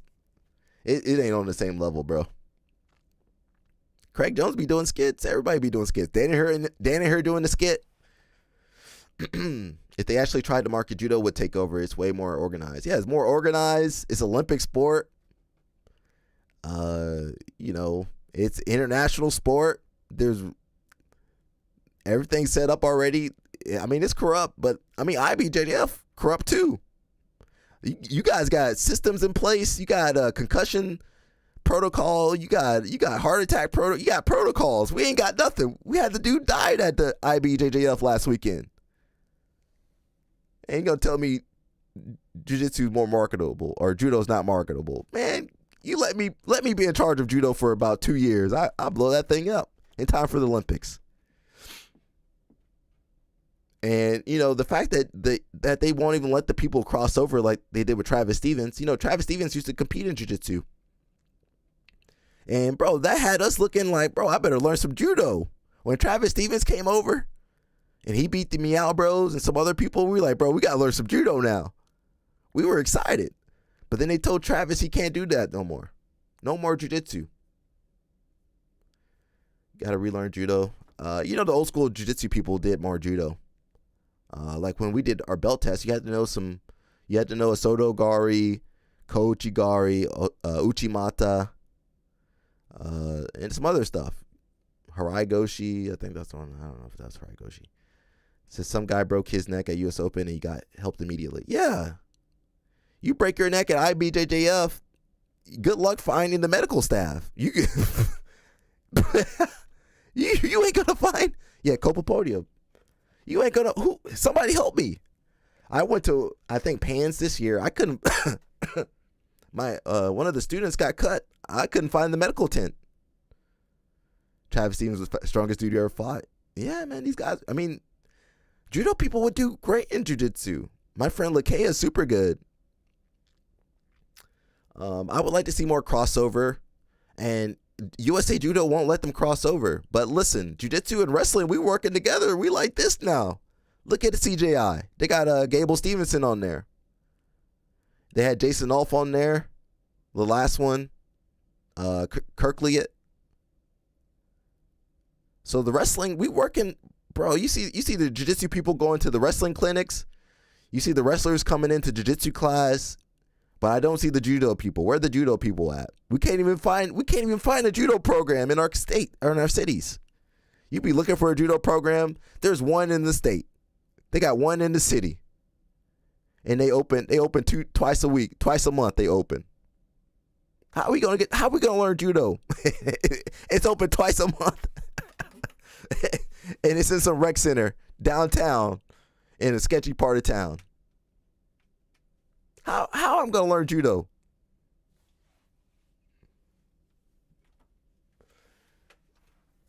Just as to break your neck in jiu-jitsu, they're gonna act like you faking. It depends on what tournament. They do have some good tournaments out here. Shout out to Dr. Harasi. He's a really good medical doctor out here.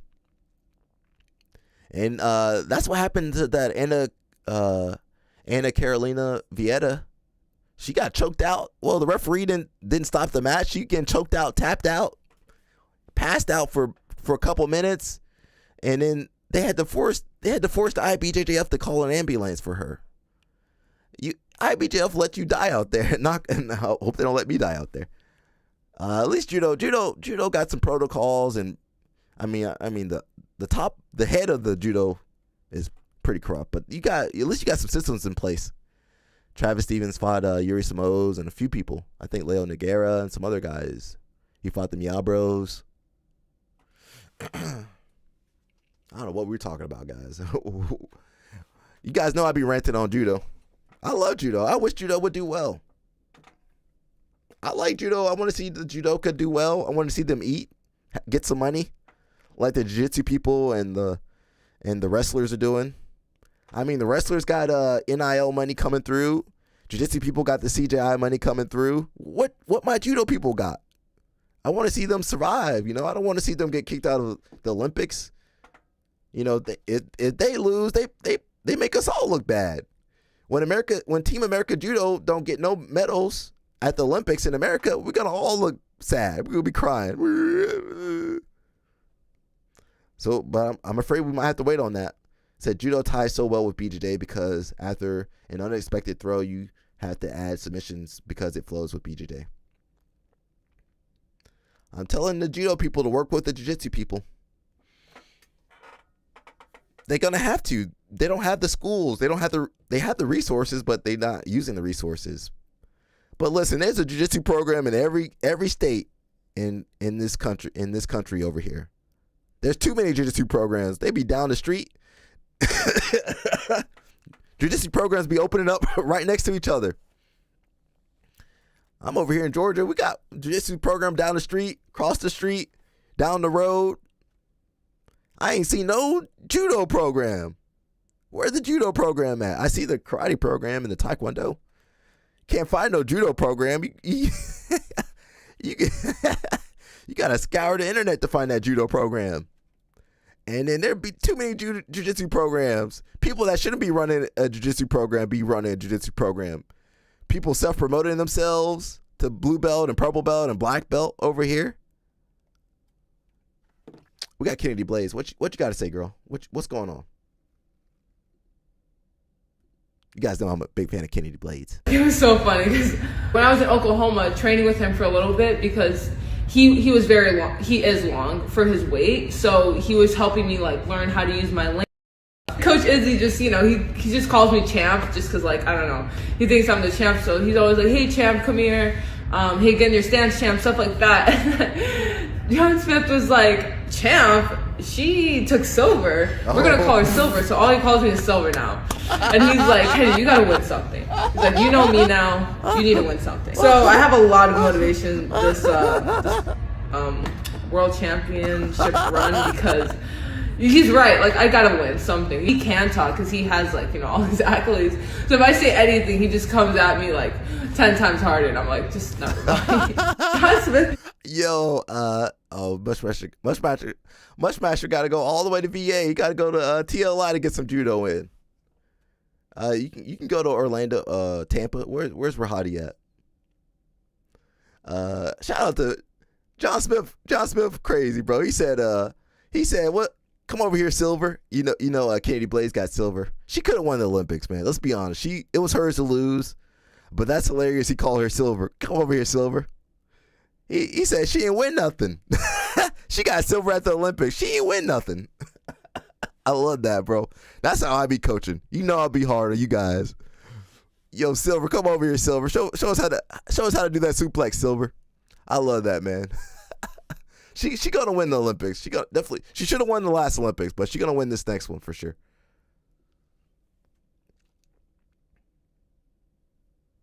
Bro, I don't have motivation. I have discipline. Motivation, it's temporary. Today you have motivation. Tomorrow, wake up early, you don't have motivation.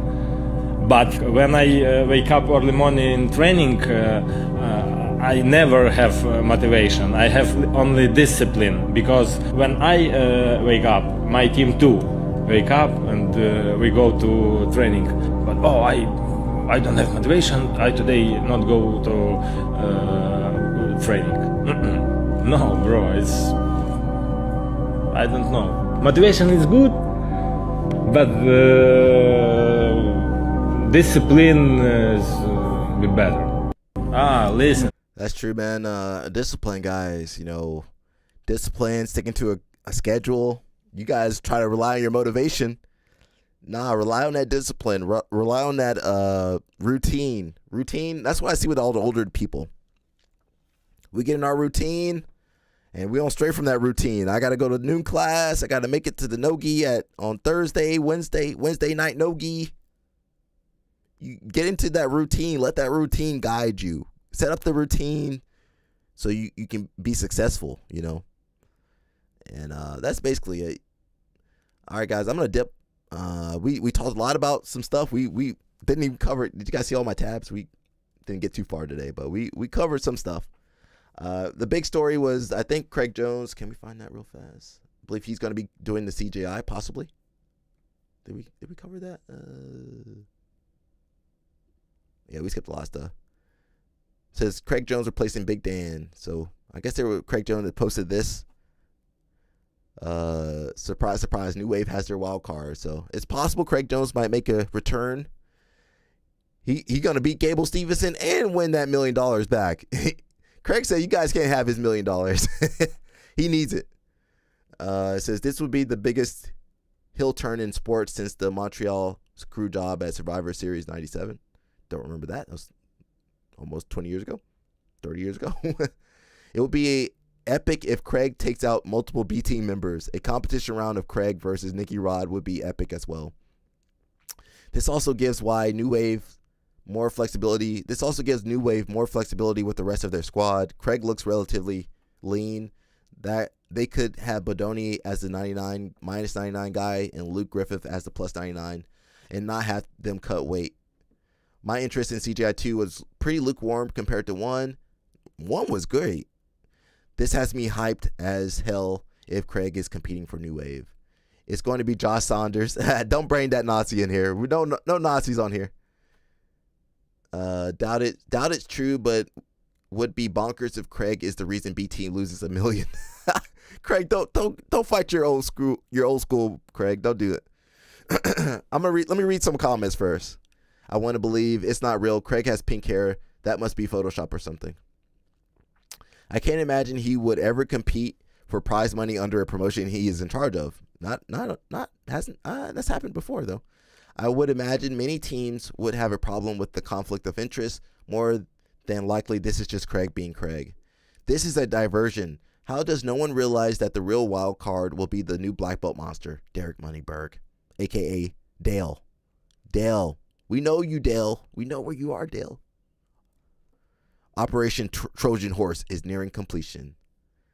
It's so last minute, I'm guessing he jumps in because he has to. Also knowing Craig, he's probably makes sure his prize money is given to charity or something. Moneyberg is stepping. Craig said it on the podcast. When was that? Craig and New Wave locks into second place for them. Oh no.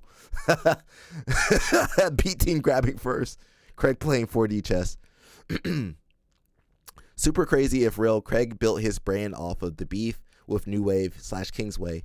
Pretty interested seeing what happens. I don't think this swerve at all. I don't like this swerve at all. Please be a joke. If there wasn't money on the line, it wouldn't be kind of funny. It would be kind of funny, but this is supposed to be a super competitive tournament. Nah, this is entertainment, bro. I can't wait for the moment when American Misfits are fighting European Misfits first round. Europe calls up their next fighter and it's Big Dan wearing an Eco is BS t-shirt. All right, guys, that's it for today. I'm going to dip. Hope you guys are enjoying these live streams. I'm enjoying them. You never know who's watching your social media content. You never know who's on here lurking in the shadows. So if you're afraid to put out some content, go ahead and do it. You know, we got some writers on here. We got some script writers. We got some blog writers. We got some video creators, some videographers. Whatever you guys do, just put it out there. You never know what's going to happen. So that's it. If you guys want to sponsor the channel, please check out Inverted Gear. You guys can check out Inverted Gear if you want to. I don't know if my discount code still works over there. Check out BJJ Mental Models. I didn't realize they had a lot of competitors. They got Joseph Chin, Adele, Wojcik. They're all sponsored by BJJ Mental Models. So check them out. And as always, just tell people about the live stream. You know, people be asking me all the time. I'm just like, hey, go to YouTube. So if you got any friends that want to listen to me rant about judo and jiu-jitsu and wrestling and Moneyberg and Craig and Gordon and Danaher, let them know about this live stream. And that's it, guys. I'll see you guys tomorrow, God willing. And be safe for White Belt Wednesday. Go help out a white belt, people. Help out a white belt.